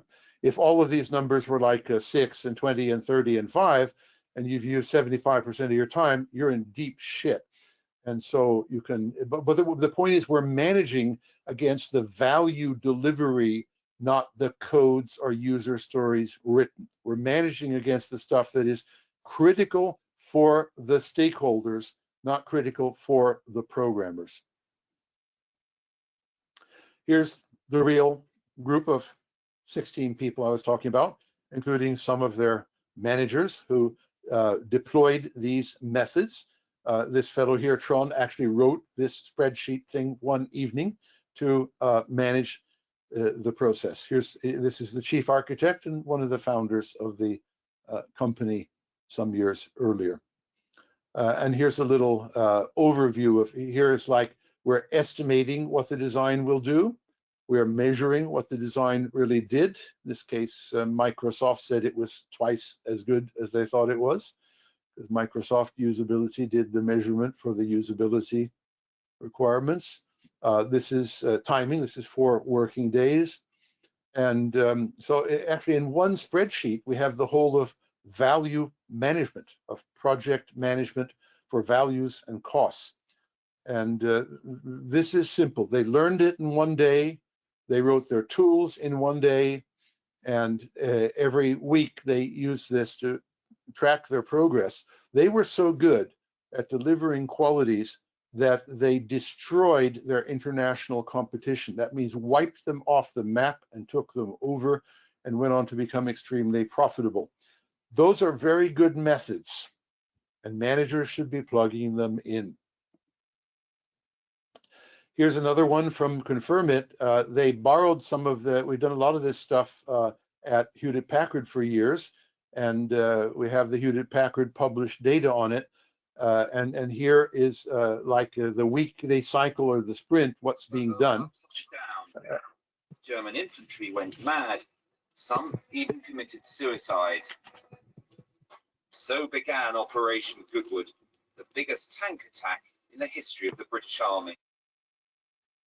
Sorry, somebody's talking in the background. Are they on our course or not? I've turned that off. Sounds interesting. So this group added the role of the chief technical officer, who happened to also be the same as the system architect, and the role of the QA, i.e. the test manager. So that's what they're doing day by day. I'm not going to go through this in detail, but it shows a way of organizing the sprint, if you like. It should be said that after using this for a while, this gang is constantly improving their process and technology, and they moved away from exactly this.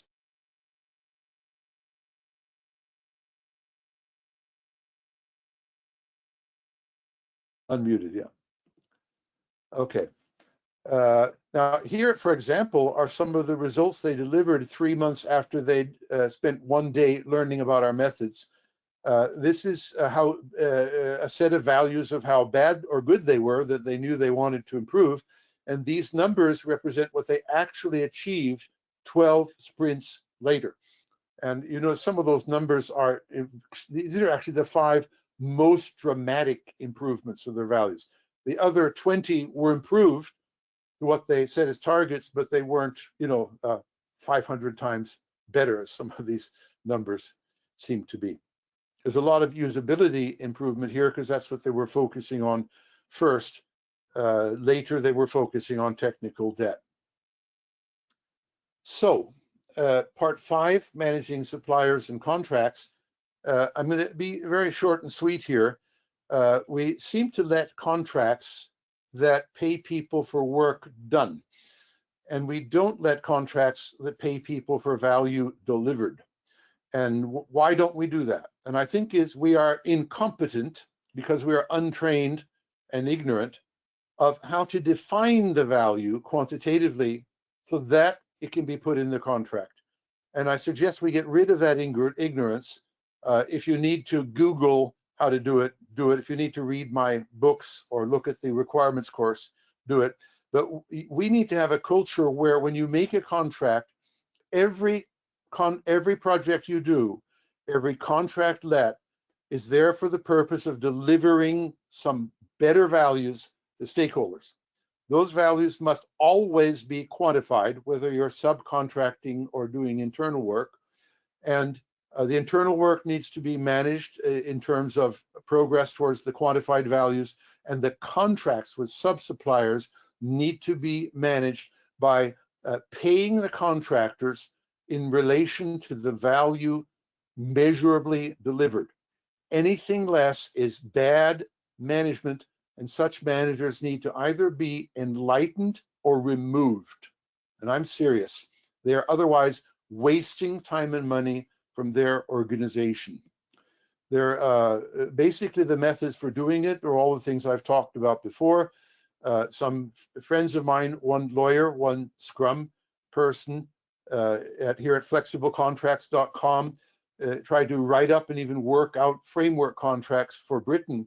So you get a framework contract where you can have sub-deliveries which are based on achieving value results and then paying for the value delivered.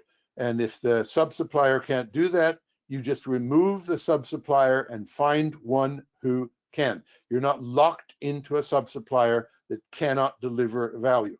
I'm afraid that 99% of the contracts done for IT are locked into sub-suppliers who don't provide value, and it should be illegal. It should be a crime.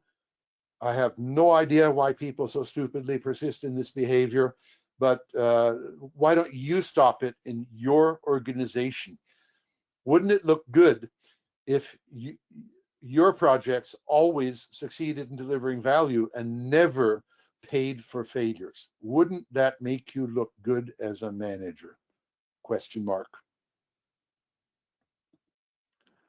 There's some more detail, some templates from the website, how to do it, but it's very simple.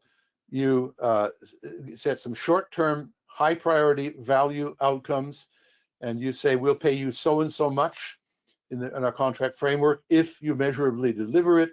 You motivate them to figure out how to deliver it, not how to, even if that means writing no code whatsoever. And when they deliver the value you want, you pay them.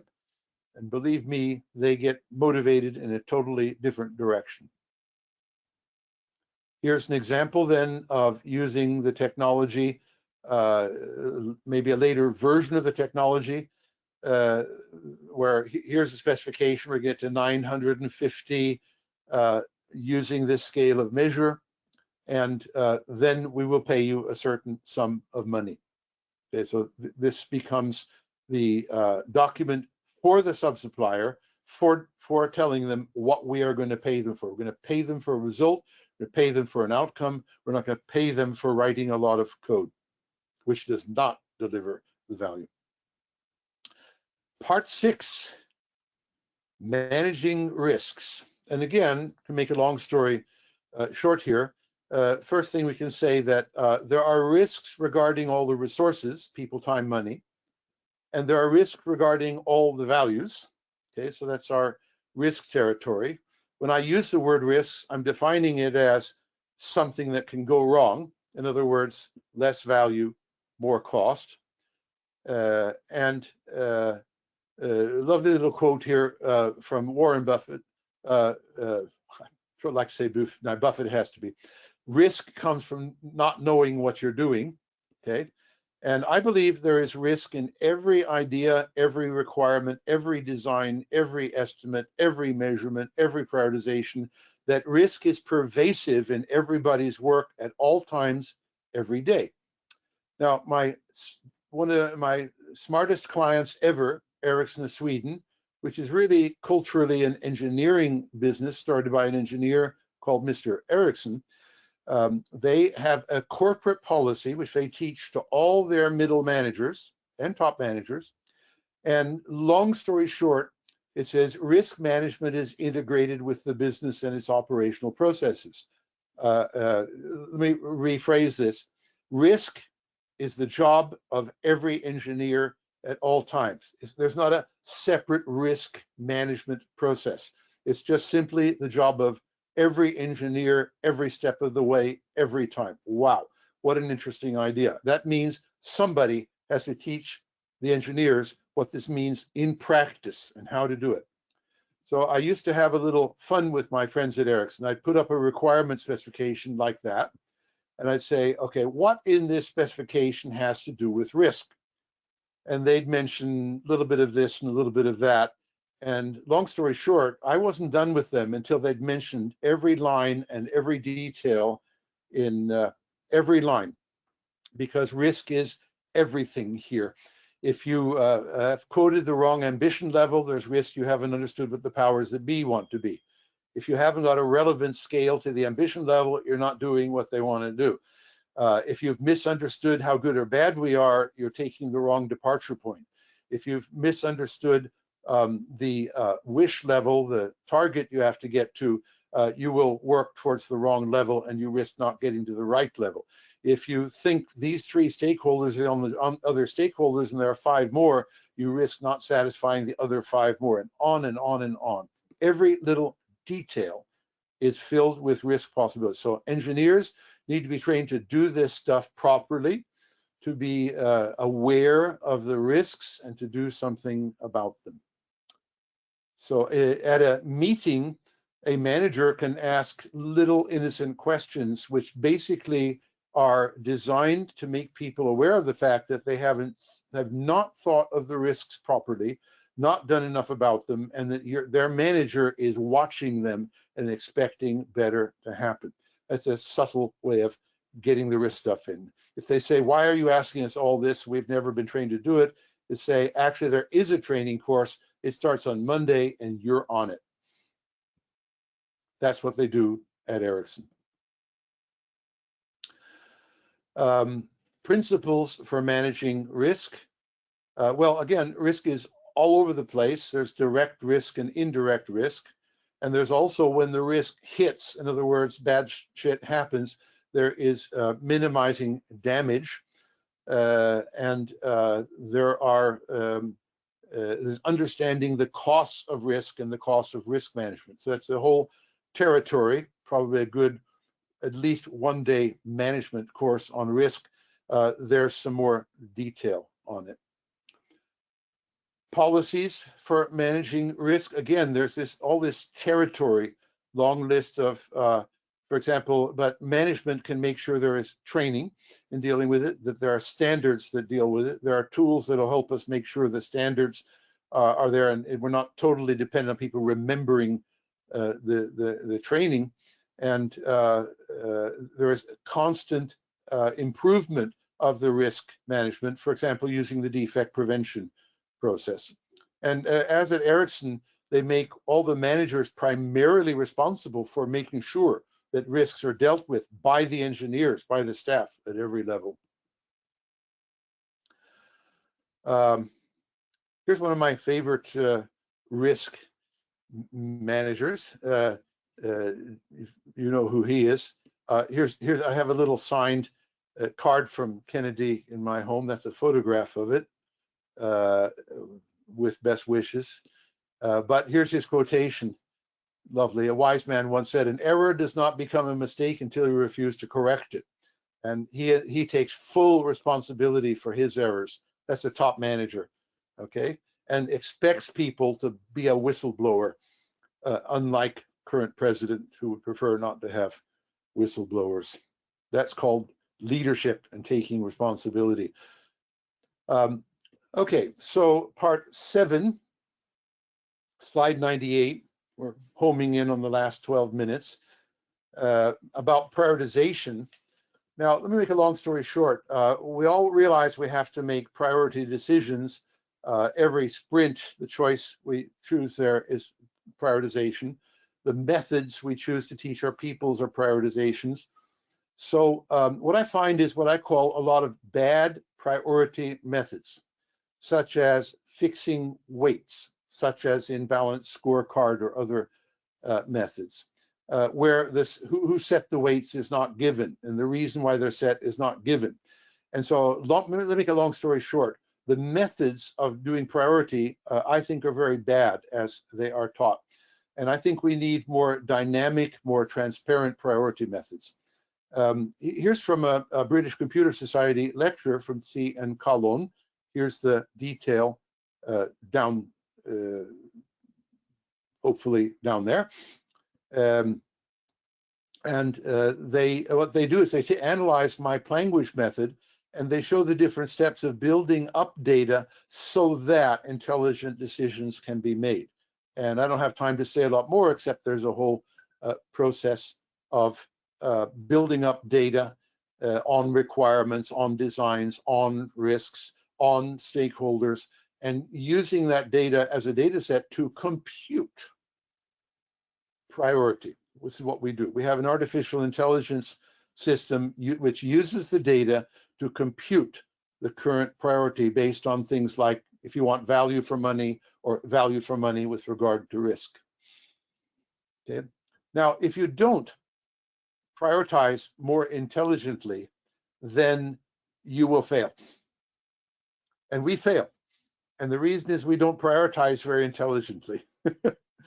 Okay. What's the job of the manager regarding prioritization?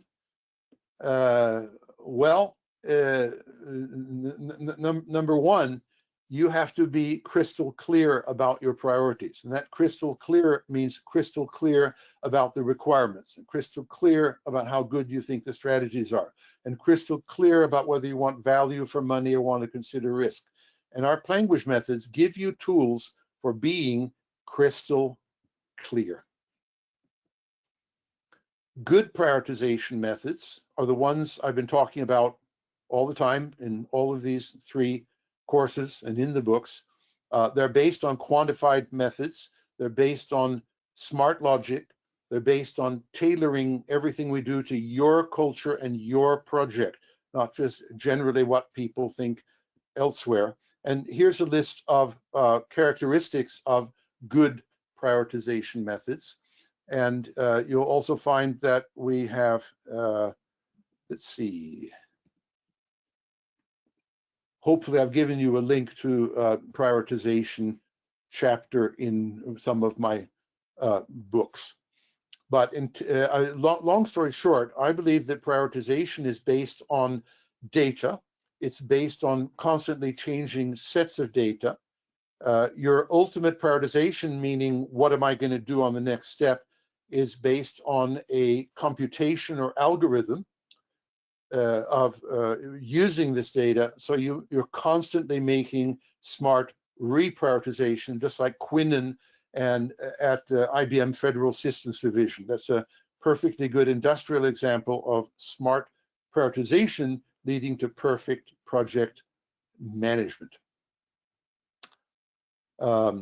Here's a fellow I hadn't heard of before until somebody pointed out this wonderful quote: "As to methods, there may be a million and then some, but principles are few. The person who grasps principles can successfully select their own methods." When I constantly bringing up principles here, it's an attempt to give you some leverage that'll help you look at the stream of methods that's gone before you in all the BCS courses and books, for example, and the stream of methods that will hit you after today, and it'll give you tools for evaluating which of these methods should I be using. That's what you want to use the principles for. So I'm laying out the principles here, and you should be able to learn them, digest them, and then systematically use them to pick hopefully some of my methods and hopefully other good methods and better methods as you go along. So here are prioritization policies. And for example, just say, we will prioritize that which gives us the critical values. We will prioritize step by step, incrementally based on facts. We will prioritize for cost effectiveness, and that means we have to calculate and measure costs. We will prioritize so that people can make decisions locally, self-managing teams, the ideal of Agile, that management will make very high level priorities of this kind, where the actual decision on the spot this week is made by self-managing teams like Confirm It, doing stuff like this. Prioritization checklist to make you feel guilty. Looking at my watch, I'm going to skip that, and we'll go to part 8, motivating people. Here's a fellow I worked for, Rob Wilmot at ICL in Britain. His job was turning around a 26,000 person computer company in Britain from 8 years of loss. He did, and he went into 14 years of profit, and he used my methods to manage at the top. And I wrote a case study of that, which you have a link to here, for British Computer Society as what was my proudest achievement as a consultant. So you can get all the details there. But it started off by being, Rob said to me, "Tom, I'm stuck. I've moved out of loss, but I can't move into profit. What's the problem?" And I made some wisecracks, and he said, "I don't want your wisecracks. I want a deep study." So he said, "You have my power. Spend 2 weeks, come back, then tell me what the answer is." So I said, "Okay, I'll tell you what it is. You and all your 12 directors are spouting platitudes at each other, like we want higher flexibility of products.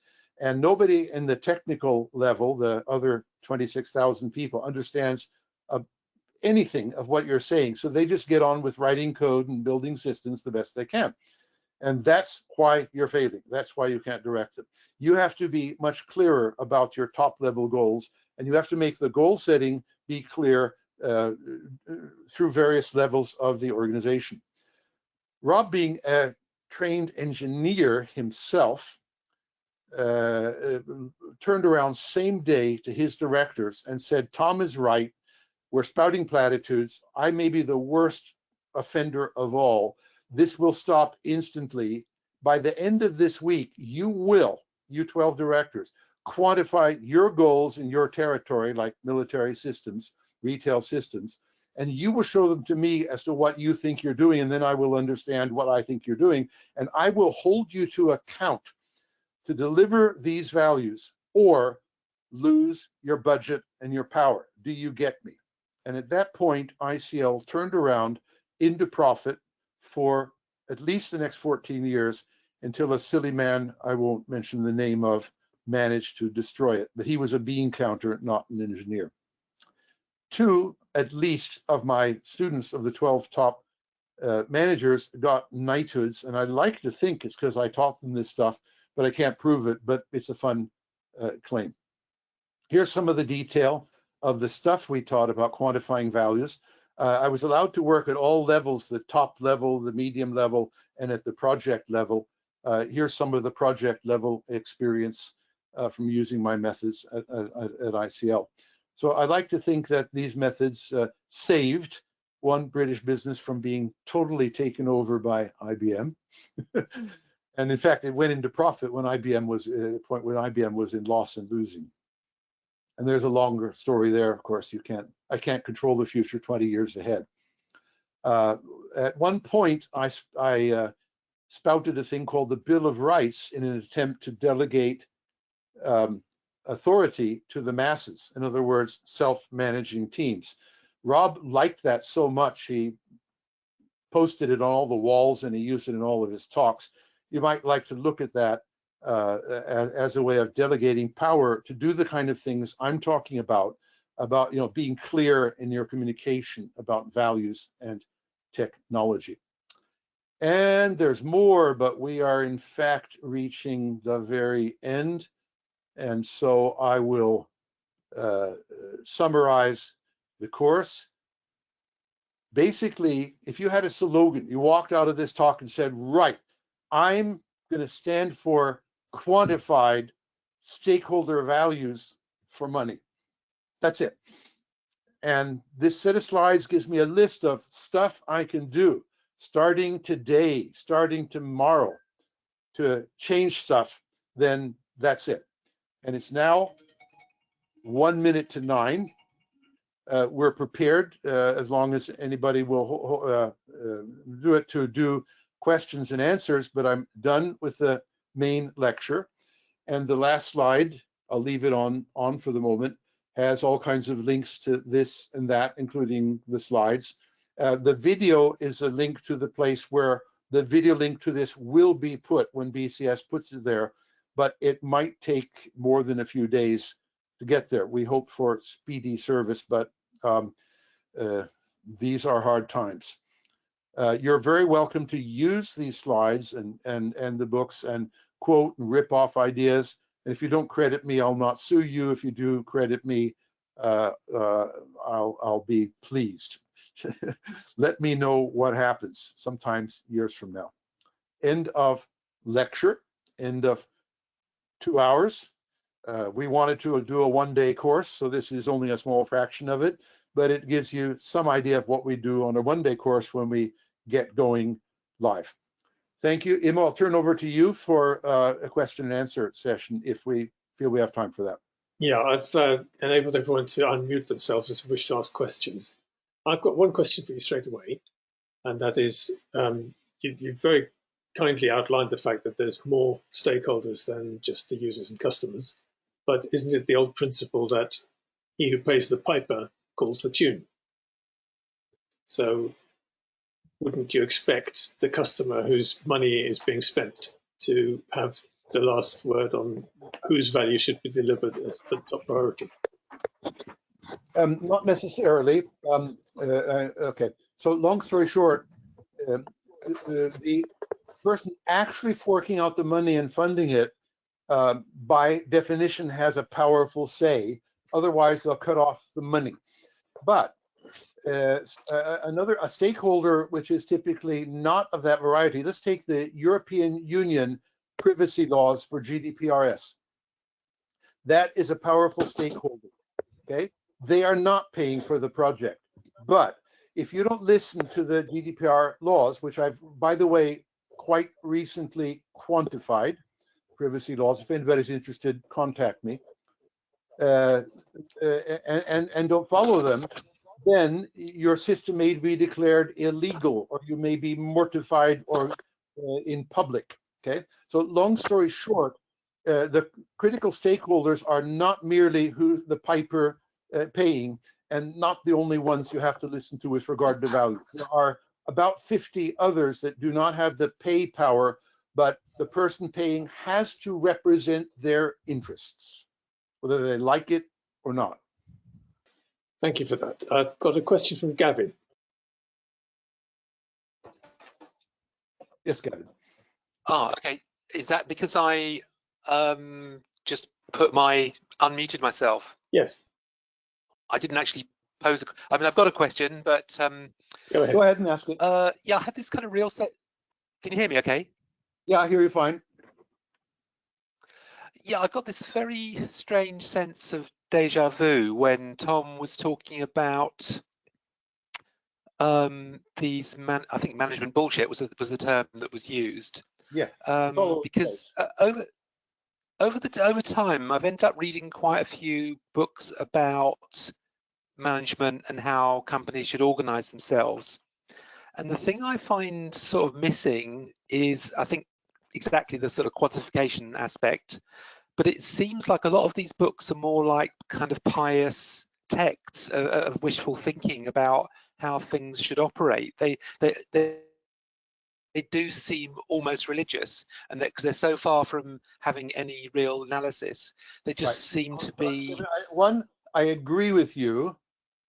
There's an awful lot of books that are really don't have any content or good advice. What I pretend to be doing, if you take a close look, is being very specific and detailed about exact methods for being clear and getting rid of the bullshit. Okay? So, I mean, you know, for example, you have a scale of measure. For example, you have scale parameters. You know, just and so I have a very detailed prescription for drugs which will get us off the bullshit. Okay. Anybody should be able to see that and understand that. Okay, would you like to mention at least one of the books, maybe one of the worst and one of the better books you're referring to by author and title? One of the better books was called Consulting Demons by a guy called, I think his name's Louis Pinault. Right. And that was about all his experiences as a management consultant. And a lot of the companies he worked for, as far as he was concerned, they were just kind of butchers, basically. They would go in and say, well, we're just going to cut 25% of the workforce. There wasn't any real analysis. Like one was Boston Consulting Company, or what it was called. A reputable company. There was, yeah, and there was also I might have been Bain. I can't remember which one it was, but the and I think he was at Philips. There was this guy who was like an Indian guy who was a management consultant, and he thought this bloke was going to do something really brilliant, and all it really was like big rah-rah sessions for masses of employees to kind of whip them up. But there was just no analysis. You know, it was just it was all inspiration, if you like. That's right. Well, that's I think a lot of people listening will recognize the situation. It is pervasive. It's not exceptional. It is the norm. Yes. Now, by the way, I sometimes feel like criticizing these companies for being bullshitters and flogging people. But the problem is the management that is stupid enough to hire them and pay them and persist. That's the real problem. In other words, a fool and as P.T. Barnum said, a fool and their money will soon be parted. And those consultancy companies are very good at it, but that's because we're very bad at managing them. What I'm talking about in this course are methods that can be used to manage outside consultancy companies. But somebody has to do it. And they're not programmers, they're managers. Okay. Thank you. No one else has raised their hand with a question, so perhaps we've come to the end. Give them the chance. You have your chance to ask a question and get on the video for posterity. So Ride has a question, and it's answered on this slide where we get the slides.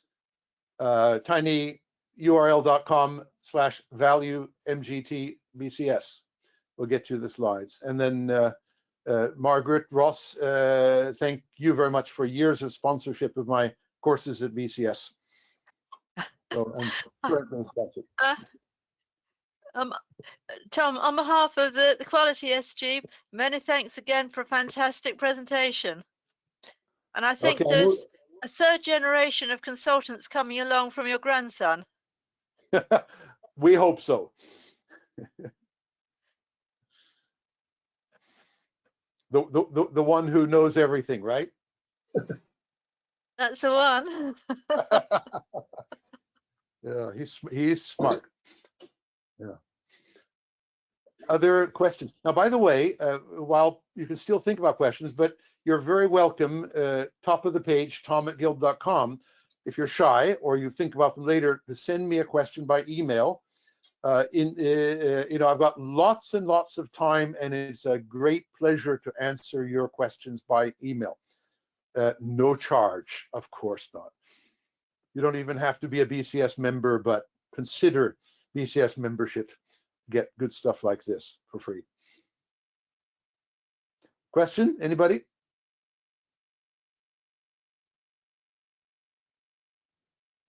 I think we're Could you probably just done. Sorry, go on. And I was just going to say to Iman, just thank you very much for organising this. But also maybe if just to finish off with, just remind us about what's coming next with Tom. Okay, shall I do that, Imo? Next week at this time, we're going to do Value Agile. And I've already got my slides prepared, but and you can already pick up, if you go to the right BCS site, you can pick up a copy of the book. But this is for all these people either doing bad Agile and wondering why it's working so badly, or those who want to consider doing Agile and like to do it the right way. And I'll simplify. The right way, I've already shown it to you in this lecture.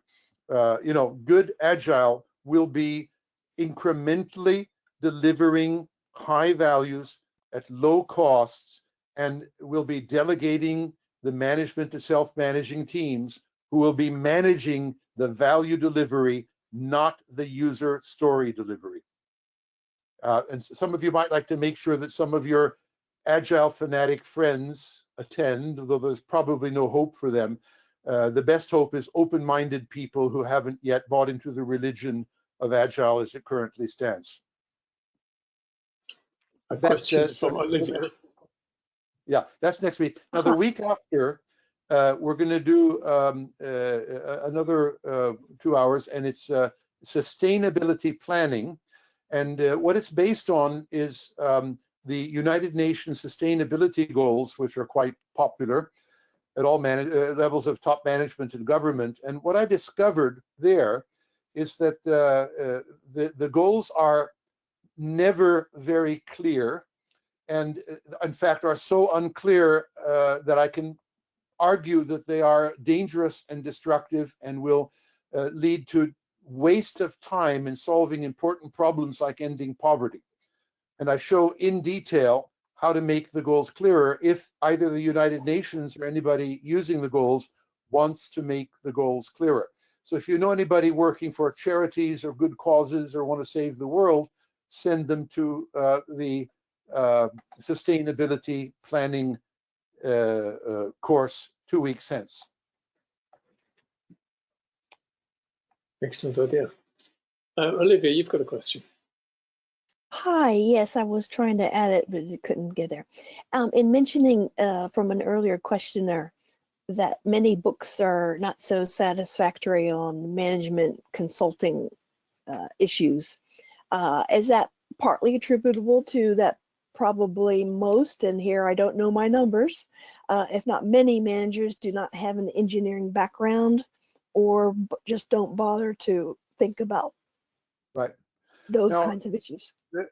Building large complex IT systems is, in my view, an engineering discipline of necessity because it's complex and large scale.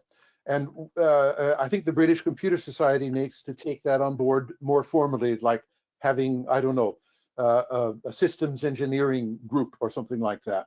If they don't, then other engineering societies will take it up and they'll be the ones to run these projects instead of British Computer Society people. And I'm afraid it might go in that direction. Now, I don't think you have to be an engineer to use the technologies. I know that engineers appreciate my ideas very much quicker than other people, but a good manager also understands number crunching and understands values. And I think what they don't understand is how to put numeric values on the stakeholder values. It's the kind of thing they do not teach at business management school and on MBS courses. And I've checked that out. Seriously, there's a serious lack at business schools. When the balanced scorecard came out of Harvard Business School years ago, it was exactly in recognition of this problem that the non-financials were not clearly taken into account and not clearly quantified. And unfortunately, when they published the balanced scorecard method, they totally failed to insist that the non-financials were quantified as well as the financials. So in other words, the problem has persisted, and business schools have to pick up this idea that the non-financials must also be quantified. And then I don't think you have to be an engineer from there on in. Being a good manager would help. Very good. Thank you. Thank you, Olivia. Very well. Yeah. Excellent. Okay, I think we've come to the end, and I'd like to thank Tom from the bottom of my heart for all the wisdom that he's put in front of us today, and I hope we've absorbed at least a fraction of it. And notice that if any of you thinks this was interesting, you have the possibility of spreading it by sending some of the URLs of the books and the slides and the videos to friends of yours that you think ought to be infected with this particular virus. Yeah. Common sense. I do know of somebody who wasn't Very able good. to attend today because of another commitment who is definitely wanting to see the video later. So I'll definitely do that. Okay. Tom. Hi, Tom. Hi, Sohair. I have an idea for another course, which I'd like to discuss it with you. I'll send you an email about it. Okay, I'm always up for that. As you know. Okay, thank you. Tom, could I, as Margaret, could I ask you a quick question about your sustainability one? Would that be Yes. suitable for somebody that hadn't got the background of going through your earlier courses? Yeah, in principle, I hope that's why I review the earlier courses. All of these are self-contained modules. So this will be a self-contained module, no prerequisites. And in fact, I'm really talking to people managing charities in the sustainability planning one, people who want to change the world and who realize that they would like to do it with more than just nice sounding phrases and bullshit. That's great, thank you. I can think So of a few on the charity and on the green. I've worked with charities like you know, Save the Children Fund and things like this, and as some of my books bear witness, if you look at competitive engineering, for examples. So I know from experience that clarification of objectives in charity planning is a very good idea. Right. Thank you.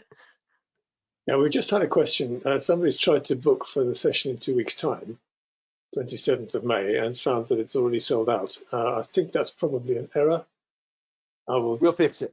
I will check with unlimited number of intelligent people. Well, indeed. I mean, this particular GoToWebinar has a capacity of 1,000, so yeah, we should be able to accommodate a few more people. No problem. So if anybody gets a problem getting in, well, write to me. I'll fix it. Put it that way. Thank you, Tom. All right. Good night, everyone, and look forward to seeing you in a week's time. Yeah. Thank you. Bye-bye. Good night. Goodbye. Bye-bye, everybody. Bye. Bye. Thank you.